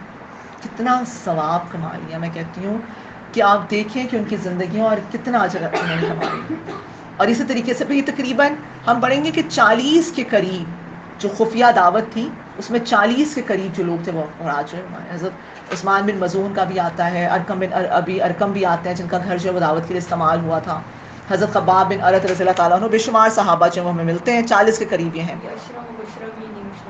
ہاں, پھر آپ کے قریب ترین لوگوں کا سب سے پہلے اسلام قبول کرنا, یہ سب سے اہم سلائیڈ ہے. پورا ہماری اس کا خلاصہ کیا ہے کہ آپ کے قریب ترین لوگوں کا سب سے پہلے اسلام قبول کرنا دراصل آپ کے اخلاص, صداقت, یکساں ظاہر و باطن اور اعلیٰ کردار کا ثبوت ہے. آپ پر ایمان لا کر انہوں نے اس بات کی گواہی دی جو میں نے آپ کو لاسٹ کلاس میں بھی کہی تھی. باہر کے لوگوں سے سرٹیفکیٹ لے لینا, کیریکٹر سرٹیفکیٹ, بہت آسان ہے. اصل بات کیا ہے, اصل کامیابی وہ ہے, اور ایک دائی جو ہے صحیح معنوں میں ایک جو دائی ایک مبلغ ہے وہ وہی ہے جس کے گھر والے یہ کہیں کہ یہ بہت یہ اس کا یہ مخلص ہے, جس کے گھر والے یہ کہیں کہ یہ سچی ہے, جس کے گھر والے یہ کہیں کہ یہ جیسی اندر سے یہ ویسی باہر سے, اس کے قول و فعل میں کوئی تضاد نہیں ہے, جس کے گھر والے یہ کہیں کہ یہ ایک اعلیٰ کردار جو ہے یہ آپ کے, اور اس کا پتہ آپ کے شوہر, آپ کے بچے, آپ کے بہن بھائی, آپ کے والدین, آپ کے جو سرونٹس ہیں, ٹھیک ہے, آپ کی جو میڈس ہیں, ٹھیک ہے, یہ بیسک لوگ ہیں. اگر ان لوگوں سے آپ نے سرٹیفکیٹ لے لیا نا تو آپ سمجھ لیں کہ آپ پھر کامیاب ہیں. ٹھیک ہے, تو اس لیے اس کے اوپر ہم نے کام کرنا ہے. سیرت سے ہمارے لیے یہ بھی اصول نکلتا ہے کہ میں نے اور آپ نے اس کے اوپر بہت کام کرنا ہے. ٹھیک ہے, اپنے شوہروں کے ساتھ ایک اچھی بیوی کس طرح بننا ہے, ایک اچھی ماں کیسے بننا ہے. اپنے آپ کو نا پیچھے کرنا پڑتا ہے ہر جگہ پر, قربانیاں دینی پڑتی ہیں, آسان نہیں ہے, بہت مشکل ہے, لیکن ہم کریں گے انشاءاللہ. ٹھیک ہے, ارادہ تو کر سکتے ہیں ہم انشاءاللہ. پھر یوں قریش میں اسلام کی دعوت خفیہ طور پر پھیلنے لگی اور مکہ کے بہت سے گھر اور خاندان مسلمان ہو گئے. مسلمانوں کو جہاں بھی موقع ملتا گھروں میں, گھاٹیوں میں, وادیوں میں خفیہ طور پر قرآن پڑھتے اور نماز ادا کرتے. حضرت ارقم بن ابی ارقم رضی اللہ تعالیٰ عنہ کا گھر مسلمانوں کی ملاقات کا مرکز تھا اور وہیں نبی صلی اللہ علیہ وسلم کی تعلیمات سے پیاس بجھاتے. تحریک اسلامی کے خفیہ دور کے 3 سال اسی طرح گزرے. پہلے 3 سال جو تھے وہ کیا تھے, خفیہ دعوت کے تھے. انشاءاللہ اب یہ اگلے ماڈیول میں ہم آگے دیکھیں گے. تو یہ جو خفیہ دعوت تھی اس میں آپ دیکھیں, آپ نے کبھی چڑیا کو دیکھا, وہ اپنا گھونسلہ نا بڑا چھپا کے بناتی ہے, پھر اس میں سے جب انڈے دیتی ہے بچے نکلتے ہیں, تو آپ دیکھیے وہ ان بچوں کی بہت زیادہ حفاظت کرتی ہے, دشمنوں سے حفاظت کرتی ہے, موسم سے حفاظت کرتی ہے. پھر جب وہ بچے بڑے ہو جاتے ہیں پھر وہ اس گھونسلے سے نکلتے ہیں. اور یہ حکمت ہے, یہ حکمت ہے. اور یہ اس کی وجہ کیا ہے, اگر وہ شروع میں ان کو ایکسپوز کر دے گی تو وہ تو ختم ہی ہو جائیں گے. کمزور ہے نا, تو کسی کمزور چیز کو شروع میں حفاظت کی غرض سے اس کو پروٹیکشن دینا, اس کو خفیہ رکھنا, اس کو جو ہے وہ دشمن کی شر سے بچانا, یہ وہ حکمت ہے, یہ وہ طرز عمل ہے جو ہمیں سیرت میں نظر آتا ہے. جو شروع میں صحابہ ایمان لے کر آئے نا, اگر شروع میں مٹھی بھر تھے, اگر سارے ایکسپوزر تھے تو مشرکین تو ان کو فٹافٹ ہی, ان کے لیے کوئی مشکل نہیں تھا کہ ان کو ختم کر دیتے. لیکن پھر خفیہ طور پر میں نے بتایا نا, گھاٹیوں میں جا کے نماز پڑھتے تھے, 2 رکعت صبح تھی 2 شام میں تھی. اور پھر یہ دار ارقم, اچھا یہ ان کے بارے میں یہ سوچ رہی تھی کتنا ثواب کما لیا. آپ کو پتہ ہے یہ جو دار ارقم تھا یہ نا مکہ سے باہر ذرا پہاڑی پر تھا, کوہ صفا کے قریب تھا یہ. تو یہاں پر یہ لوگ خفیہ طور پر جمع ہوتے تھے, اور جیسے ہوتا تھا نا تعلیم و تربیت اللہ کے نبی نے کرنی, اور قرآن کی تلاوت کرنی, کوئی بھی پلاننگ کرنی. آپ سمجھ لیں کہ جو اسلام کا پہلا مدرسہ تھا وہ یہ دار ارقم تھا, پہلا مدرسہ اسلام کا, پہلی درس کا. تو اس سے یہ بھی پتہ چلتا ہے کہ اپنے گھروں کو قرآن کی درس کا بنائیں, اپنے گھروں کو کھولیں قرآن کے لیے.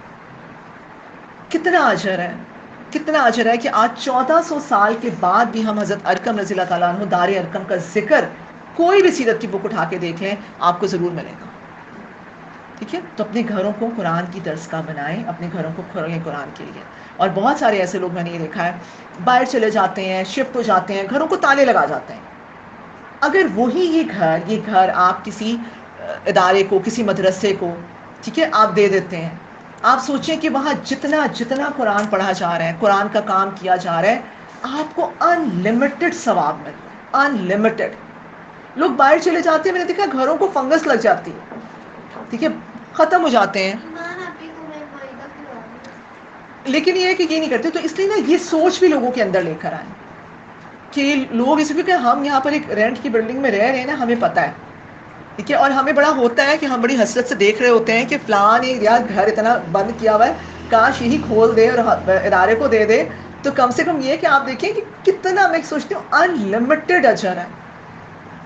سارا ٹائم جو قرآن پڑھا جا رہا ہے, پڑھایا جا رہا ہے, لوگ آ رہے ہیں, ذکر اذکار ہو رہا ہے, اس کا ثواب اس کے اکاؤنٹ میں چاہی جا رہا ہے, انسٹیڈ کہ آپ تالے لگا کے چلے جاتے ہو.